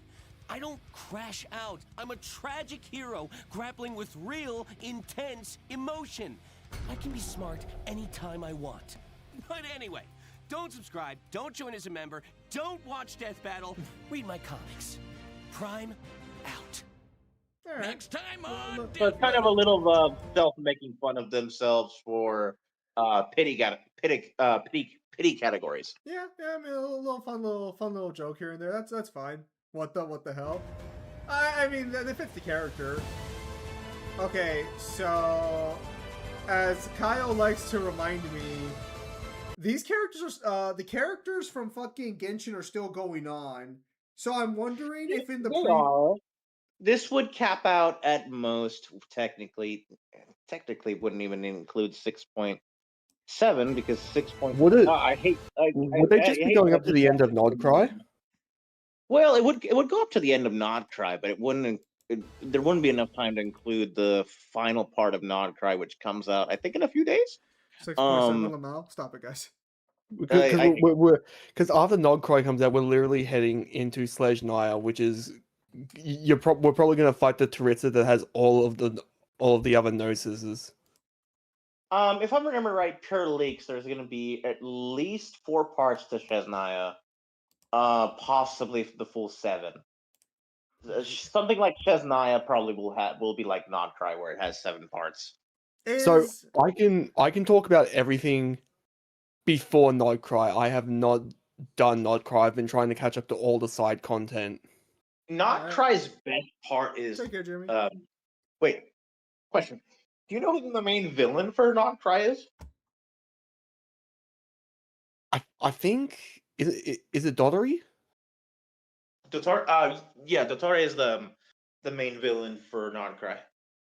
I've heard that he's the villain. I haven't been through the actual story itself because I got to the end of Natland and I've been trying to go back and do all the side missions all the way up. I was mixed with Natland. Brought me back to Genshin to a little bit because I was not liking the story before Natland. I will say training with Skirk was very much necessary because Nodcry, in my opinion, is like you can see the results of that training for Aether and Lumine, because it's kind of like one of the complaints before Natland was the Traveler has been struggling way too much. There are the beatdown from Arlecchino was one of them. I don't think that's a fair assessment to make when like he struggles against most of the Fatui to begin with. I mean that's true, but like you want to people just wanted the Traveler to be not necessarily like. Oh, sorry. Are we sidetracking too much? I apologize. I mean, you guys keep talking. I'm just gonna read the comments here on the side just to see what they're saying. Okay. But yeah, I wouldn't say it's a stomp battle, but Superboy Prime had. I mean, who do you really throw up against him was gonna stand a chance there? You know. So Prime's other ideas that the problem with this fight is I don't see Aether losing. So what this is going to come down to is whether or not there's something in. I don't know if they're going to try and do avatar state scaling with the other avatars, where hope they're going they to try and give include him Aang feats from feet. I Korra have and no some of the idea. old avatars. Stall I the have mother no of all idea. faces? I have no idea what they're going to use. What I can say, and again, this is just my personal opinion. I don't think the movie is probably going to. That would be a legal battle in itself. It's unfortunate the movie leaked. But it's also Paramount, so I'm kind of fault. I'm not going to give any sort of leeway to the hackers. To hell with them. But You don't kind of have to like you don't have to like Paramount to fucking say that like it sucked that it happened or but yeah, well, Paramount's own fault in the sense of holding back the film. yeah. Not only that, but I've heard that Seven Havens got leaked on Telegram, I think. And Man, they are just not able to keep a secret on those fucking spin-offs. there's also the video game coming out for Avatar in July. Yeah, the fighting game. Unfortunately, I don't think that's going to make it. The episode. Well, the Dead Battle episode- does their episodes like months in advance. Unless like brand new information comes out that really changes Well, that's the anything. funny thing. That's the funny thing. The story mode has been confirmed to be canon. So, we don't have any leaks. Well, apparently there are leaks for the story mode. I haven't looked into them. I don't know if they're legit or not. But we do have a confirmation that apparently the story mode is going to be canon. Don't ask me how that makes any sense. Probably time travel. Both Korra and Aang to be in the same place at the same It'll time. probably be like a spirit's fucked up or a spirit of time or something fucks with shit probably. Also, regarding stalling the Mother of All Faces from the comic, that will probably be included. I'd be very surprised if they do not include comic book feeds. Now, where you believe the Mother of All Faces scales is up in the air. Wait, what about the Mother So of All Faces? if we don't give the Avatar state, the full moon, or Sozin's comment, I think the best you might be able to get Aang is like town, maybe city level. Well, that depends on how you want to scale spirits. Because spirits, I believe, are the because embodiment of that's their concepts. that's the problem is a lot of Korra's best feats are during certain events, and a lot of the Avatar. This is going to depend on whether or not you think Avatar states scale across the other avatars as well. Well, I would just say that Aang on his own, like, if you want to scale him to the moon spirit, because he's able to use its power, and then in the Avatar state, it's heavily implied he's That's stronger. okay. So that requires context because that was also during the events of the full moon. Yeah, but I'm gonna keep it a straight buck with you. Avatar state Aang by the end of book 3 is probably stronger than the Avatar during that fight. when We'll he had the say. spirit. I'd you have should to catch up on Nod Tribe. rewatch Avatar to see if I'd agree with that. I think you should catch up on Nodcry in the sense that I think it was 6.3 or 4 has probably like the best feats that I can think of. It's 90 hours, and I'm like halfway through getting through all of Inazuma's shit. Like, what are the themes with this fair fight? They enough. both use multiple elements. Probably. So the problem going into like for Aether, straight away you can like even if he doesn't scale 1-to-1 with like say like Raiden Shogun, you could at least say that like he scales somewhat to A, and A is able to maintain her sister's plane of existence, the plane of Euphima, which has a moon in it. The old Avatar feature. I mean, on a smaller scale, didn't she like They split an island in more or something like that? Well, you don't even need that for her because she fought a snake that did end up becoming Watsumi Island, but then she's also able to fight Zhongli, and Zhongli literally like threw mountains as weapons during the Great War. Because it stated her Avatar state / connection was weak. You would assume it still scaled to Korra, since Korra ends up having better feats than the rest of the Avatars anyways. Because I think it's quick called question. the Ganyu Stone Forest. All the mountains in the sea were his spears, but they are way smaller than what they were due to the erosion of time. Question. I remember hearing something about some freaking planetary narwhal. What the hell is that about? I don't remember what that was. Oh, are people talking about the Well, the reason I the mentioned it is that I all-devouring remember narwhal? BFB mentioned it for the longest time. Like, what's the context with the narwhal? The narwhal doesn't really do anything much at the end of Fontaine. Fontaine is just a good arc in general for story. but it appears right at the very end, and what you know about it is it's an interdimensional whale that basically can erode the space-time fabric, but that's about all you get to know about it. Oh, so there's nothing else we know about it at this time. Yeah, it comes out in July. No, Pretty it big. appears at like the absolute end of Fontaine. Like it's not even that big of a plot thing.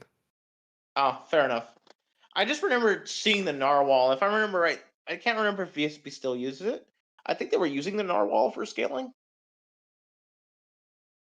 Shape the fate of time and space in the main story mode, then dive into arcade runs featuring unique storylines for every playable character. Are you talking about the Avatar fighting Yeah, game? so they might introduce a spirit of space and time, which I think would make the most sense in order for that plot to make sense. I know there's like some crazy like supposed leaks, but I'm taking those leaks with a grain of salt. If I remember right, they weren't from the most trustworthy leaker. The game doesn't release for a whole month. I think it's like the end of July that it drops. Yes. What's unfortunate is that that episode is not going to be able to bank on Shesnaya. Like Shesnaya comes out August. Well, unless the game comes out with something truly crazy, Aang caps out at lightning time reaction. The Traveler has been a lightning timer since the beginning of the game. Well, what I meant more so was like especially during Inazuma, he becomes like lightning timing in terms of speed and reaction. But you can also scale him above like other vision users like Lisa. When she uses it, she creates like a full thunderstorm. A weaker scale to Aang, the Avatar state is equal to the spirit that can control every water in the Avatar planet. Yeah, again, it's very much going to be a decision as to how do you want to take spirit scaling. Because spirit scaling is weird because it's like the fish that is responsible for the existence of the moon can be killed by freaking Zhao. All I'm hearing is Zhao upscale. I don't know what you're talking about.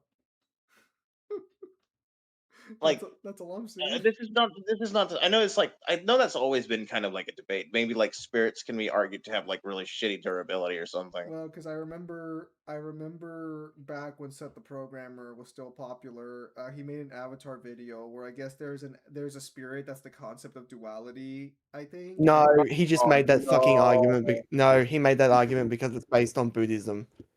So he took it to its No one furthest does that extent that he anymore. could. Thank God. No one does that anymore.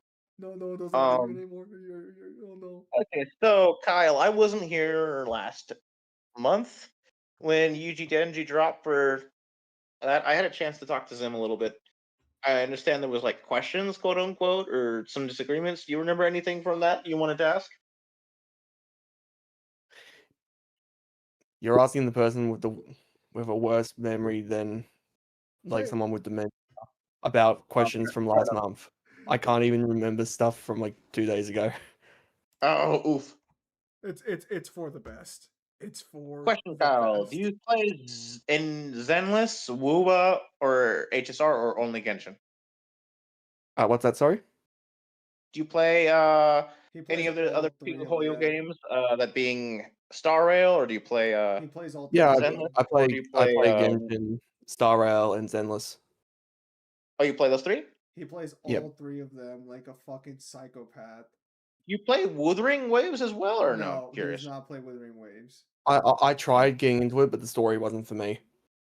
I think that's fair. I think Wuthering Waves is like entire. We'll just call it season 1. I think season 1 is really rough. Season 2 is where it shines. You can just to say be fair, Edgerunners. I think the problem No, that I Edgerunners had is with Withering Waves the entire time is it's just like, oh, people just looked at Genshin and was just like, oh, I want Genshin with more freedom. Got it.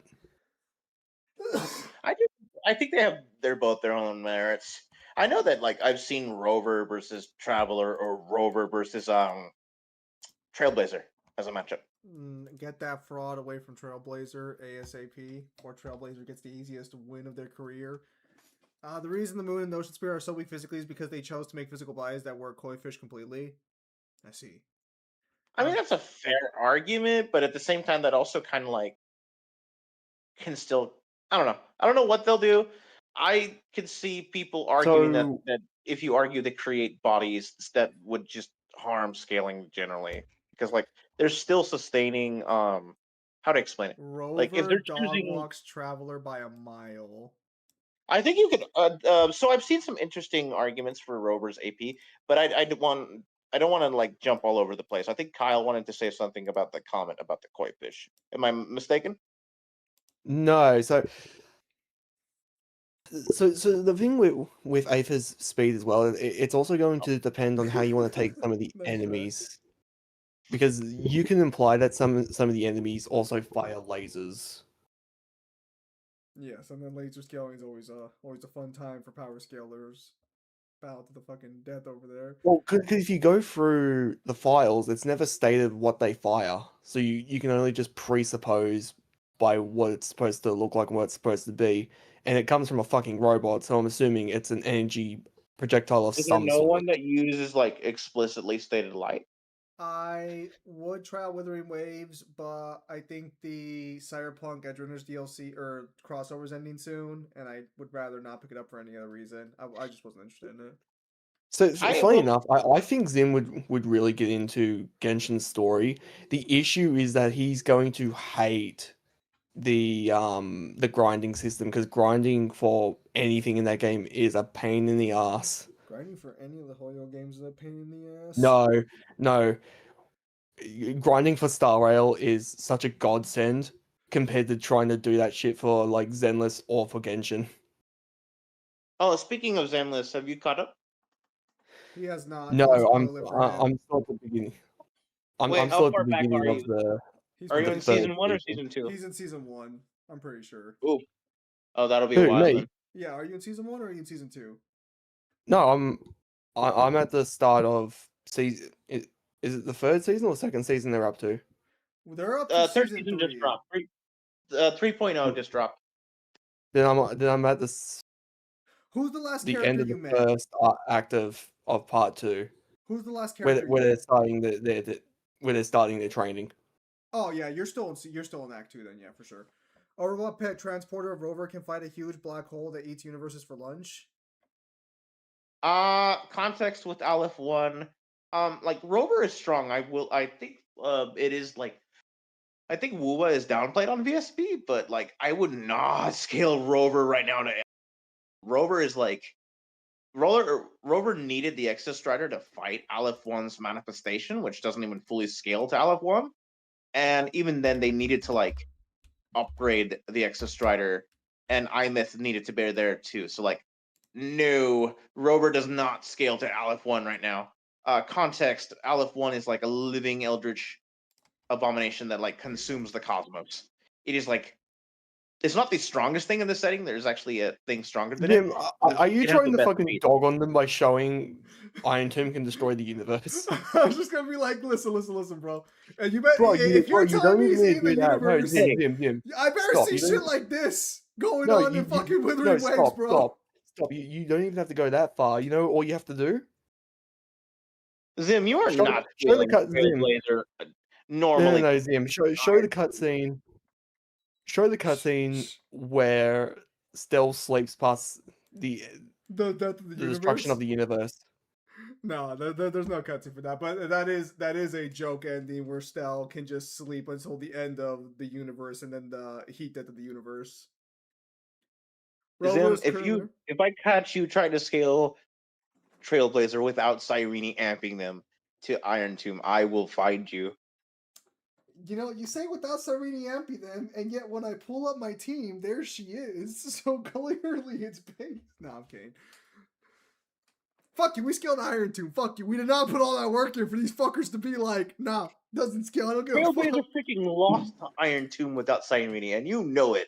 Bruh, Cyrene lost to Iron Tomb without us. Get that shit right.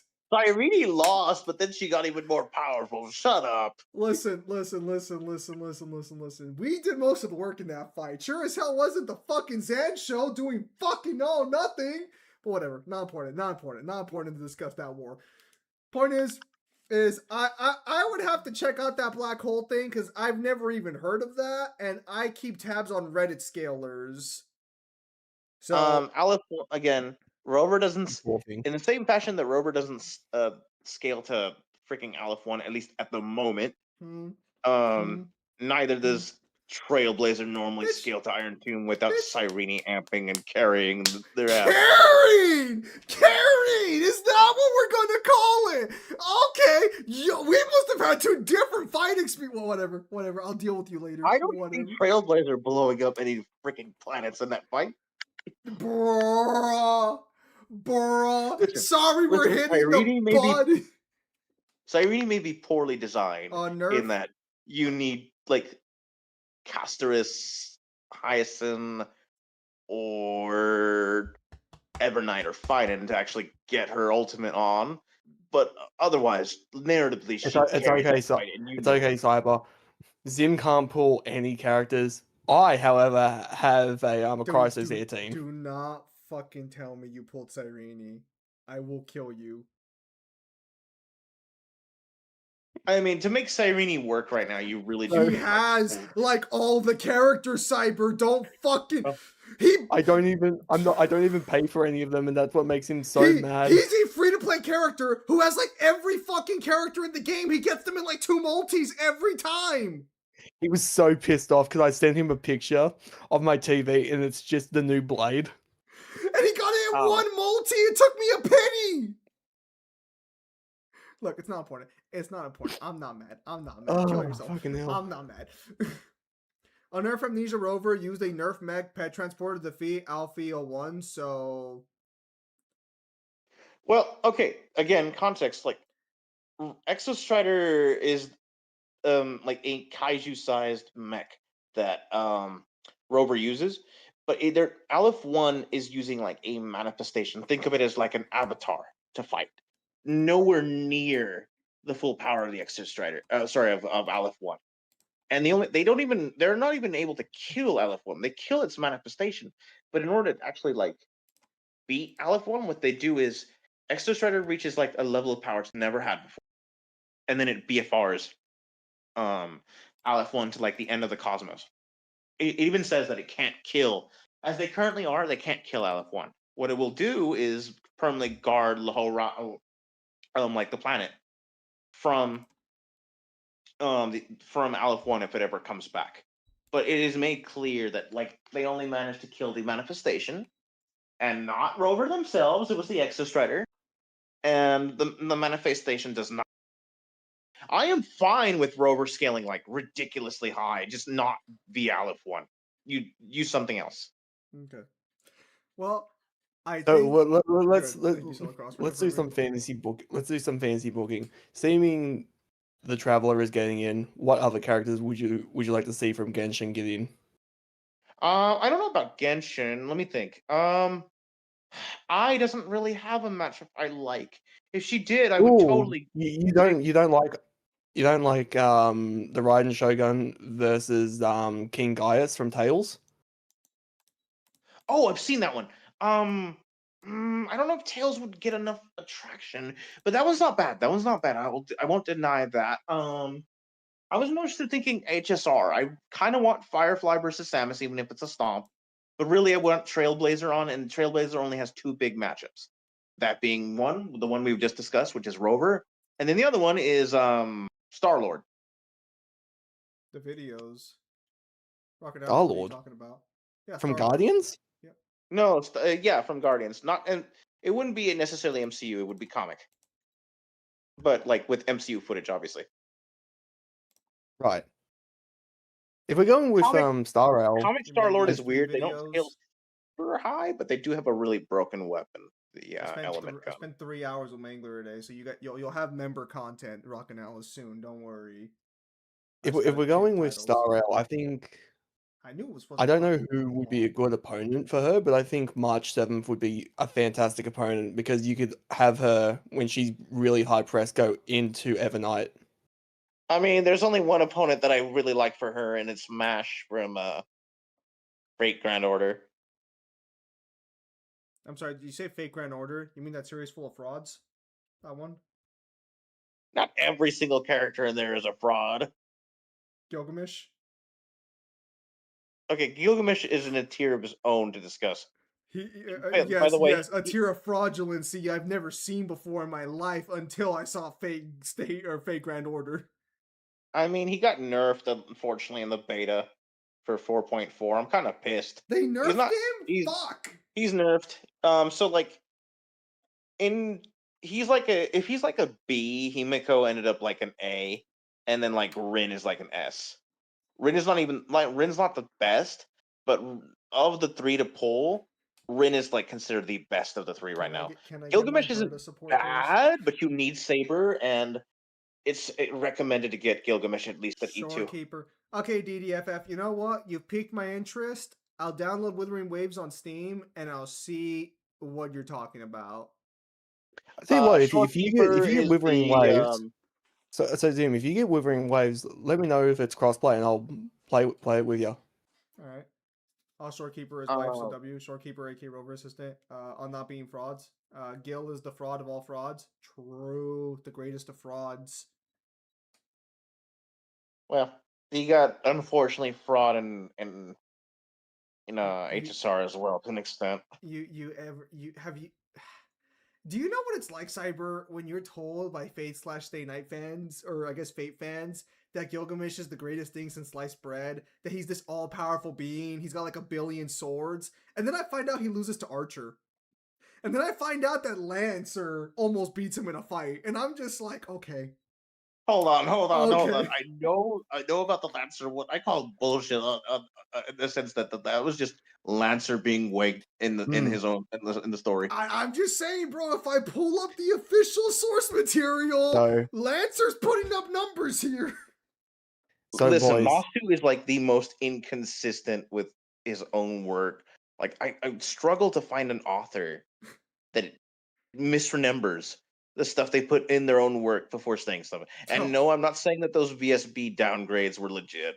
Clearly, you haven't read JoJo's. JoJo can be inconsistent, but I think Nasu's worse, honestly. Fair enough. So, speaking of like, if Star Rail was to get in, we're coming up with all these good characters like the Trailblazer, Firefly, or even like Blade or Silverwolf. Let's be very honest here. Going by their track record, it'd be fucking Finon who would get in first. Oh my god, I'm so pissed. Okay. So, Finon, the two matchups, I really vibe with them. I think I've said it in the server before. I know we disagree a little bit on it. It's I like Finon versus Asura and Finon versus Clive to an extent. I know their character arcs are different to an extent. It's more like the overall arcing theme of kind of like Chosen One-esque manipulated by, or like there's a master manipulator in the works. They end up with like all the powers of the other the group in general, right? And I know that neither of them fully fill Finan's character arc. I know that like Finan has a Fate Grand Order idea, which is funny enough. We just Arjuna Alter or Arjuna Alter, but that one's not really that big of an idea. I need Finan to have a big idea that's not been used yet, because the one problem with Osrin, they've already used kind of hard to bring them back if they've already been used. Gilgamesh is so much of a fraud. He lost in the battle of misogyny against a woman. Funny enough, Gilgamesh might work to an extent. Finan and Gilgamesh have official artwork together, I believe, by one of the illustrators from one of the Fate books. That's like having an Adolf they did like One Night in Shell. Fuck, the biggest problem with doing Finon is you're gonna get to a point where you have to try and scale with the flames and how he gets like millions of flames, because the flames do give you an amp in strength, so that's gonna be a big pain in the way ass. I interpret it is pretty simple. He in his transformed state as Castellana is like immensely above any of the Crisis errors. He's only like, as the Flame Reaver, he technically should have been above them, but like they could match him to an extent. I think it's like his body was crumbling. We can see he really can capitalize on the core flames until he becomes Castellana. It is As very Castellana- much Castellana / the animation is in a higher tier than where the Flame Reaver is. You would assume the Flame Reaver is nowhere near where Castellana is. What Flame Reaver does that's more Flame Reaver uses more hacks than Castellana Half the does. cast is equal to Heracles. Yeah, I have to pronounce it correctly And then like nowadays. Castellana is like below Zephyro. Like Castellana can push Zephyro, but Zephyro is still above Castellana. Are you And then the saying way he's a I welt view it is victim? that, huh? Are you saying he's a welt victim? Let me finish. And then Finan, by pushing It's himself too to the late. breaking point, I believe is above Zephyro because I mean he cuts the Nook's cheek. Well, there's also But the it fact also that Zephyro has to dodge all of his attacks in order to fucking not just get murked in the fight. I don't think the meteor would have done much to Zephyro. I do think that the final That attack. I didn't see I didn't see him fucking tank it. I saw him teleport around it. That's all I'm saying. I'm just saying that like in scope from like the Weld fight with Zephyro in like that Well, one upscale. future, the white hole that like Zephyro creates is like probably That white hole was more power put into his fucking fight with Welt than everything he did against fucking Finon. Listen, Weld. If upscale. anything, Weld is the fraud. If anything, Weld is the fraud. The man struggles Well, with is like. the fraud? Sorry, he's got back pain, Cyber. Damn, he's like 60 years old. Ow. Hold on. No, it's fine. I'll save it for later. Okay. So to answer scaling, I think Finan would be like, I'm not sure what to do. You could maybe view it as like when he in his ultimate throwing like space time of I think you mentioned something about that, like of Amphorius. I don't know if you would Well, you see. have to take into consideration he did harm Nanook. Yeah.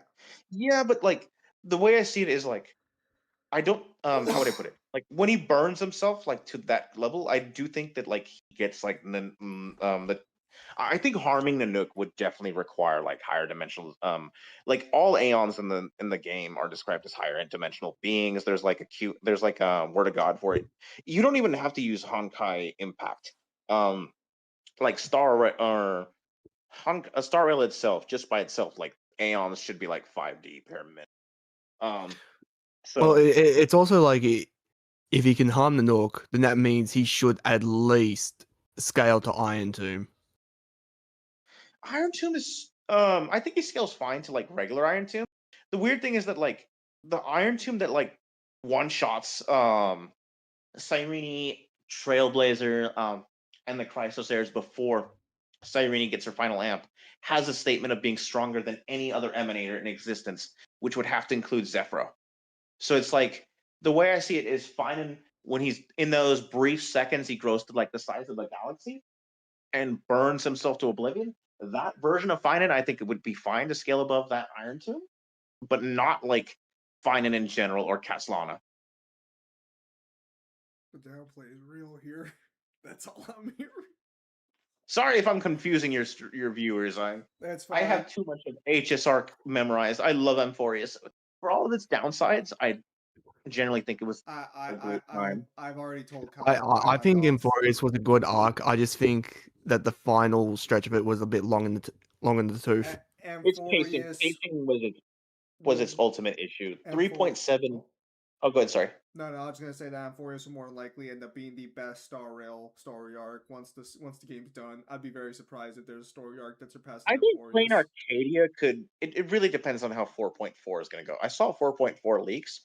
Depends on how Plain Arcadia goes because I think Amphorius had a pretty weakish start. Then like once we hit 3.1, it was just on a roller coaster of just going up. 4.4 is like where it hit. It's like it just 4.4 is great.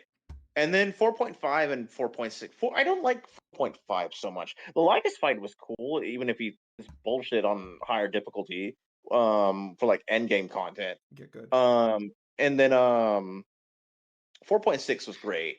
So and then my problem with 4.7. You're speaking to Zim, who hasn't beaten what's it called? The alternate story for Penacony. and I'm up to the Make no second mistake. or third story arc. I am spoiled on the Plancordia story because it keeps getting every time there's a new fucking Star Rail chapter revealed. Google just sends me all the spoilers. Like day one, I open up YouTube and I see, oh, the new antagonist, oh, this and this. So I'm just glad the new Lord Ravager is a hacks based character instead of a fucking AP one. Because I'm Wait, hold on. Have you seen the latest? I really recommend that you look up the newest trailer they revealed for Assault Pramod. It is so great. My favorite matchup for Assault Pramod, unfortunately, would never work because it is a scale issue.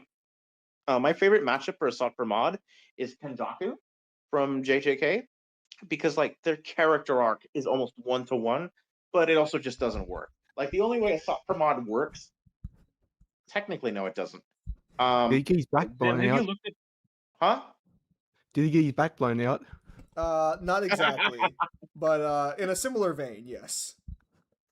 Zim, have you seen 4.4 leaks? I have not seen the 4.4 leaks yet. No. Do you care for He does. If we talk Oh. about this will be separate on its own. Okay, But okay. I think Okay, another time. I Then. think we can call the stream here since we've gone a Yeah. little off the death battle and it is 3 a.m. So sorry. No, I had a lot of fun. You're fine. I had You're a fine. lot of fun. The stream was fun. It's just that at this point they're just looking at us, wondering what the fuck we're talking about because none of them play Star Rail and I don't stream Star Rail for them. Yeah, that's fair. Sorry, I have too much of it memorized. No, that's good. That's good. I mean, I like Star Rail a lot too. The characters are great. But so yeah. So with that said, So just one more thing, so Cyber knows my pain. So the way I go through Genshin, Star Rail, and Zenless is I play them all on rotating weeks. Oh. Yeah, it's terrible. I have to, otherwise I'll never catch up to them. I Wait, do. it's because of your job, right? You don't have a lot of free time, if I'm remembering right. I mean, I don't either. No, I'm out of the house from like 5:20 in the morning, and I don't get home till like 4 o'clock in the afternoon. I would say he has more free time than you, Cyber, based on what I know of your guys' schedules. No, I'm wounded. And then I go to bed at like 9:30. Oh, you poor I'm curious. Soul. I'm curious if we're gonna you guys don't like the see- Star Rail streams. But carry on. I'm curious if we'll see any Sentry Prime debunks pop up in the next few days. Probably. I'm gonna say no. I'm gonna say there won't be. I think there might be like one or two guys, but I'm gonna say no because at the end of the day, I don't think anyone really cares about Sentry. Just keep Chuck it. did I think he privated it, but Chuck did a reaction and he was overly very positive about the episode, which surprised me. Well, I mean, Death Battle does a good episode once in a while, so I don't know the characters enough to say they were right or wrong here, but I mean, I thought Superboy Prime was taking it from word go, so I mean, I'm happy that one turned out that way. From the evidence they provided, it seemed correct. Huh? From the evidence they provided, it seemed correct. My one problem has nothing to do with scaling. I felt like, and I get it, it's time constraints. I wish they didn't skip so much of like the end of Sentry's story, but it still worked out. And I wish they had cut like Alexander being like the devil on Prime's shoulder, because they do kind of like skip a little of like the pain that Laurie's lost, and then like what Alexander did to Prime as like the devil on his shoulder. Oh, have you? I know you're avoiding spoilers for Zenless, but have you seen the design for Sunbringer? No, that's why someone mentioned that they made Sunbringer a goon character at Stop, and of course the devs do that. So I'm gonna look up what they look like. Kyle, don't watch. That's what. It's a little bit more complicated than that. No, that's not the design they're going with. That's the original. That's from the trailer. Sunbringer new design apparently. There's not a full body one. Okay, then we'll have to wait and see then for a full body one then, and I'm not gonna. No, I mean on Google Images. There's if you go to the wiki, it probably has the full body one. I'm scared. Okay, here we go. I'm scared to open this, but we'll see. Okay, so this is the original one. That's the original. Have they not updated? Only the facial. They cut out the. Never mind. I'll show you another time. It's fine. This- It's fine. It's fine. We'll worry about it It's later. not even the worst thing ever. I think Twitter's overreacting, but I also do not like the design. I like the original trailer design. I'll have to see what she looks like is it a trailer or No, so like there is a trailer for like the Void Hunters, and in that trailer, you see the original design, like what Ramiel Dan used to look like 100 years ago, alongside Sunbringer, right? yeah. And people genuinely like those designs. Ramiel since then has had 2 new designs. The one in 2.5 through 2.8, and then her new design. And then Sunbringer got revealed as having new design, and both of them are kind of getting hit or miss on Twitter. I think, as I said, without going too much into spoilers, I don't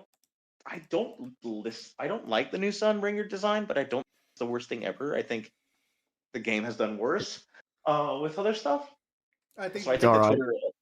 It's alright I think because when I saw the new trailer coming out for Genshin and I saw what the Taritza looks like, I'm just like, of course she's gorgeous. Why wouldn't she be? I think the issue is that a lot, especially with Zenless, because it has like that Gunnar reputation, they kind of want less Gunnar characters because they want to try and be taken a little more seriously. But that's never gonna happen. They got jiggle physics. It's the price they pay for. I think the problem is that like season 1 and season 2 have a mix of that, but also have a mix of characters. I mean, they have Billy, Miyabi doesn't really fall under. I mean, people fan service Miyabi, but in game Miyabi is not really like. Is that the small one? Is that the one who has to get on boxes to that's the small one, right? The tiny one. Miyabi is the one Munchkin? with the katana. It's the she's fox Boy cop. Hunter. Oh, okay, so it is the Munchkin. All right, carry on. Miyabi is like the only Zenless character I've seen seriously have like a matchup. Chihiro from Kagurabachi. Thing is, Chihiro would probably get Rudo from how do you pronounce it? Gachiakuda, or I forget how do you pronounce it. Rudo is like the more popular idea. Yeah. And then the only other character I've seen with matchups is Billy versus Deadpool. Or Is it really nothing for Ambi? Ambi doesn't really have a lot of ideas now. So they Not can't that I've even seen.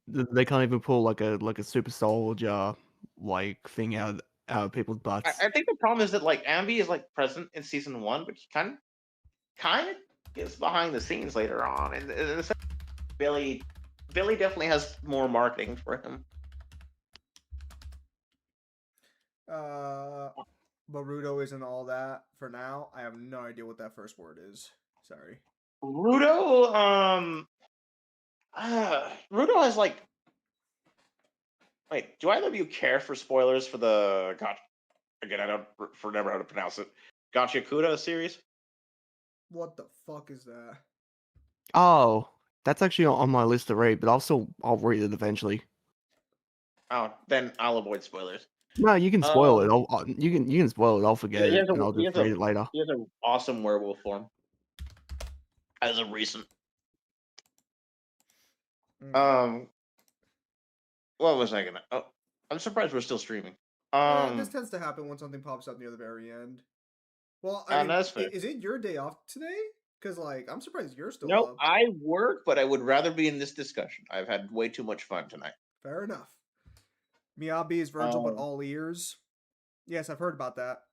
Oh yeah, her entire moveset is just Virgil. Yeah, you'll find most and guess what? users become. And guess what? What? Yes. Kill yourself. I do have Miyabi, and yes, I do have. I knew where you were going with that. And in fact, I also have her. You guys I have her. Gotcha pool. Please don't tell me. I have her sphere as well. Please don't tell me you have an M6 Miyabi. No, I've just got her in the sphere. He doesn't. He never maxes out the character. He just gets it one time. I have a friend who's planning on going for M6 Ramiel. I'm like, okay. Playing planning on devoting stuff. The only character I legitimately tried to go for and I couldn't get was Vivian. Funny enough that you say Vivian. couldn't get How about Vivian, bro? yeah?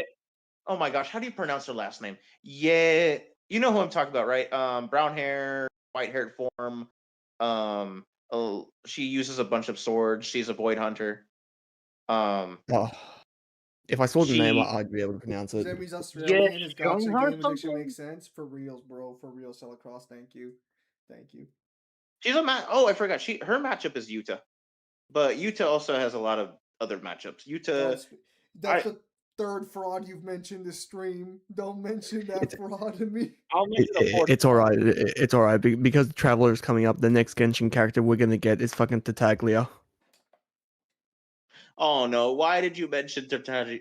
My one favorite matchup for Childe is This might sound silly. It's just vibes. Another fraud, Goro Akechi. Wait, Whoa, Goro wait. is gonna have such an easy win. Goro Akechi. Oh, that name is so familiar. Where's that from? I know. Oh, wait. P5. That's P5. That's right. That's right. The gay one. Okay, thank you. Yes, I remember that one. Mr. Pancakes. Yes. Oh god, no. I didn't saw the even think of shipping him for a art. matchup, and now that you say that, I can see it. I saw the ships. Yeah, I had a friend I know pointed that out gay and like one. share music from Childe's boss fights mixed in with Akechi's. As soon as I heard it, I'm like, oh yeah, this I like makes how a you lot of don't. sense. I like how you just don't want to call him child. Once I finish staying night, I'll do a Shiryu versus Yuta matchup. Wait, what was the matchup? Shiryu versus Yuta. I think that's the main character. I think that's the red-haired guy from Fate/Stay Night. Oh, Honestly, Shiro? Sure. Oh yeah, that's an idea I've seen. oh, I think the God, one thing Zim. holding it back is we already have a Fate character confirmed, that being Nero for Gates. I'm not saying that other Fate characters can't get on, but it's like Nero takes top priority. Is If right. we're going, I know this character would probably never get into Death Battle, but if I could have any other Genshin character get in, have it be Zhongli. He'd be fucking so funny. Zhongli. Okay, Zhongli would. I wish Genshin would give Zhongli more attention. He used to have a matchup, and then it kind of died out. Ironically enough, also another Avatar character, Kiyoshi. Avatar Kyoshi. Oh, Man, she was do we know enough about her? She was way She too has a novel. popular. Yeah, she gets a She has a novel. freaking novel. Her girlfriend has like this special white fire that can blind you if you look directly at it. What do you guys think She about also has Yuta versus Jotaro? Jotaro should take that. How dare you? What's the matter, Cyber? A He's real faster, he can fraud stop versus a fake time. fraud? Okay, Yuta Jotaro. Oh my gosh, that's probably gonna be for Yuta. It's somehow exploded in popularity again, and I hate it. I told Kyle that it might end up being a death battle the That is same such a way shit Lee fight. Sin versus Bakugo ended up being a death battle. I I think that could happen. I think it would be easier. Listen, I think you could definitely argue for Jotaro winning. I think it's just easier to argue Yuta winning in the sense that like Jotaro is way faster, yes, but he's like he has really, really shitty travel speed, like genuinely shitty travel speed, and his MFTL or FTL stuff is limited to being only like 2 meters in front of him. Well, Yuta literally. hold on. You're forgetting Starfinger, which increases his range by I think another 2 meters. But the biggest problem that people seem to forget, even though he doesn't use this in canon, you can make the argument that he could stop time and just phase through and destroy his heart. I mean, that's the main argument for him. There is one problem I have with it, and it's more like I think it was in part 4. In part 4, he mentions, I can't remember I think it was with the rat. I could be wrong. The rat has the a issue- higher battle IQ than the entirety of JJK besides Gojo, bro. So the Don't issue with bring the using rat up disrespectfully. the issue with using part 4 Jotaro is that that's a Jotaro who stopped using Star Platinum and stopped training it. You'd have to start taking him more seriously by starting him at part 6. Technically, part 3 was his peak, if I remember right. Yes. Part 3 would be his peak because in part 6 he gets the 5 seconds back, but he loses some of Star Platinum's power to get those flat 5 seconds. So you would go if you use any Jotaro for a versus matchup, it would have to be part 3 Jotaro because that would be him at his peak. And also, I'm just trying to remember because it's like, if I'm not mistaken, part 4 he is super nerfed, but he still kind of establishes that like if the opponent is too far away in the time stop, it's kind of like the time stop is Yes, technically useless. but I think his B, time stop in part 4, I think, is like 2 0. seconds. Is it 2 seconds or 0.5 seconds? It's 2 seconds.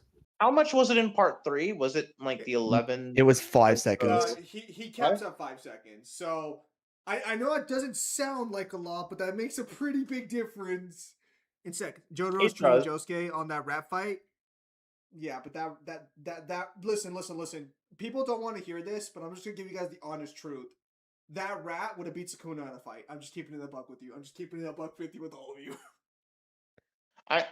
We can discuss this another time. I mean, Jotaro Yuta, I just think it's like, yes, Jotaro has a good chance of winning, but like if Yuta fights as he normally does as like mid range, I really don't see how like There also he is doesn't just a win. fun argument you could make that because stand users have their domains inside of their body at all times, you could make the argument stands could not phase through them if you can argue that stands and curse techniques and such are similar enough in concept.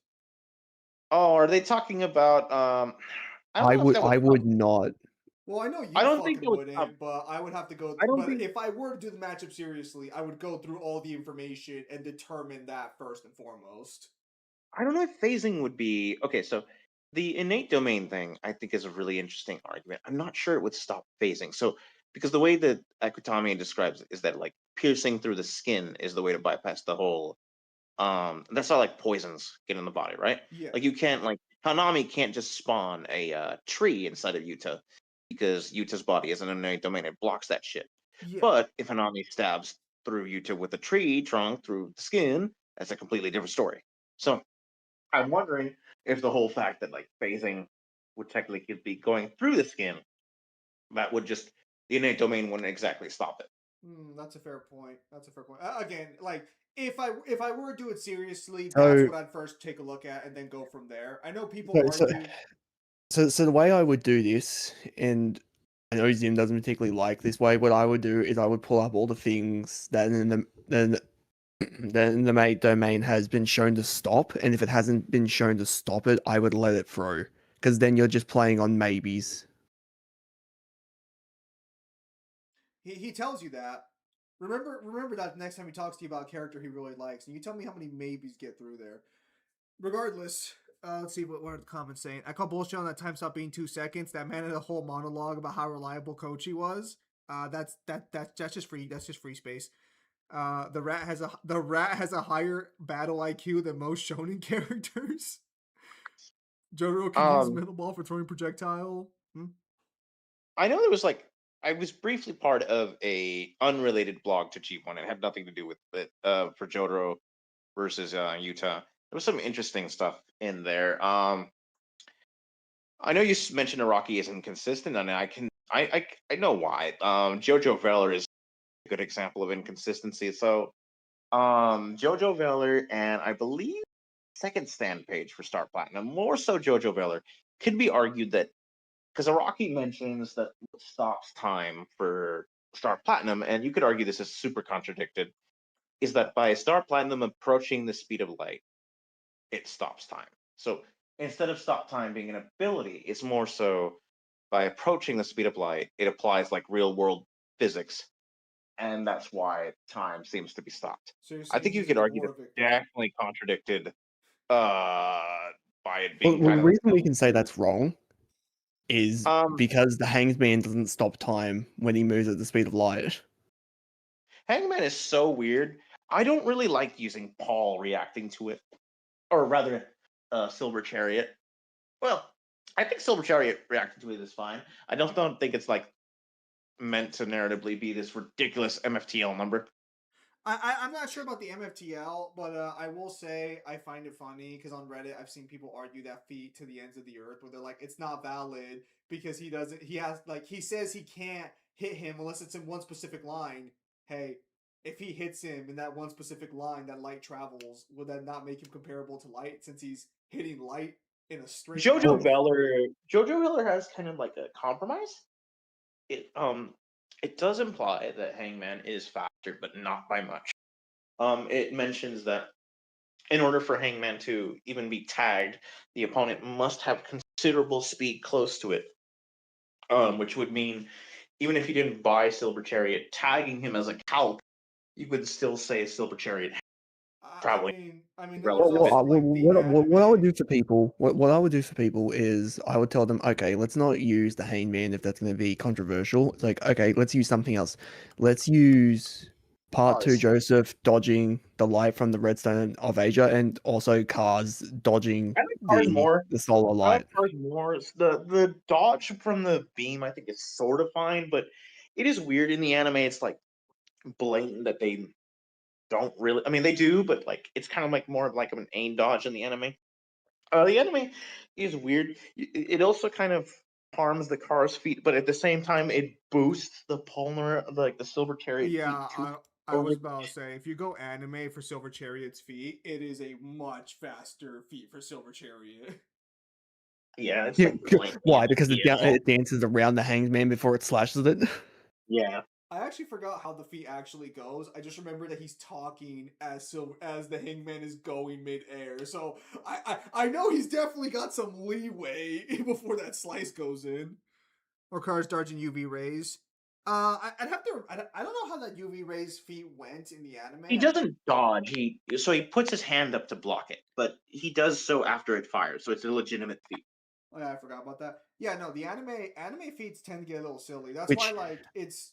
I mean, I Which, if people start repping, Merriwem to beat Cars, I'm gonna tell them this right now. They're gonna have a bad time against me because I know a lot about nature, and that I'm gonna be able to fuck them in the ass really badly. Oh I god. prefer Dabra. I prefer Miriam versus Dabra to an extent. JJK Dabra, but Cars is the classic matchup. Wouldn't Dabra just beat the shit out of him anyways? Depends on where you scale Miriam. You can calc Miriam's So blast this is gonna depend on gigatons. would you'd have to be using post rose, but if you're gonna be using post rose, he is on a time limit. You do not get to play this thing where you get to use him where he's not on a time limit, but he still gets the buff because he's now running against like radiation poisoning. I mean, I don't think it really. I mean, like, I don't really think it It matters does. that It does much. matter because in the actual time that it takes for him to get back, he's dead in like 5 to 10 minutes. What I'm asking is like, how fast is Hunter Hunter to begin with? Like, how fast is Merriman? Oh, Massively hypersonic. outside of Merriwem, Killua being a lightning timer is super impressive. Okay, but like, so is it so if Merriwim's just massively You hypersonic, then he just gets you would beamed by assume Deborah. you would assume at least after the post rose, he would at least be faster than Killua. Okay, then yeah, then he would just be a light speed victim to Deborah. Cause like because I would assume we use Deborah post the fight if we're using Merriman post the nuclear bomb that eviscerates Use him. them both at their peak. I'm not sure I would apply the poisoning. I get the logic for it. I think how it would go would be like Well, you kind of have to, otherwise it's not really fair, and you're playing with a hypothetical Merriwem. Even if you give Merriwim the position that he doesn't have a time limit, I don't think he has anything Deborah can't deal with, from what I've seen. But I've only seen him beat up an old man who blows himself up. To be fair, that old man is still like top tier in the human world now. Look, the old man looked like he was putting up a good fight until he wasn't. Well, so the problem with Netero is you could definitely argue if Merriwin was trying to kill him from the beginning and not trying to reason with him and basically talk him down off a cliff, Merriwin could have killed him before he used the bomb. Merriam would have killed him, but then he would have just detonated. All right, so before we end the stream, just a quick little update for the chat and I guess you guys. I guess the new Bleach episodes are already in theaters, and there's now an argument about Yuha's destruction of the universes because some people are claiming the anime shows that it's a different like ripple that's tearing apart reality as people are dying. That's not directly So I would Yuha be allegedly. very careful.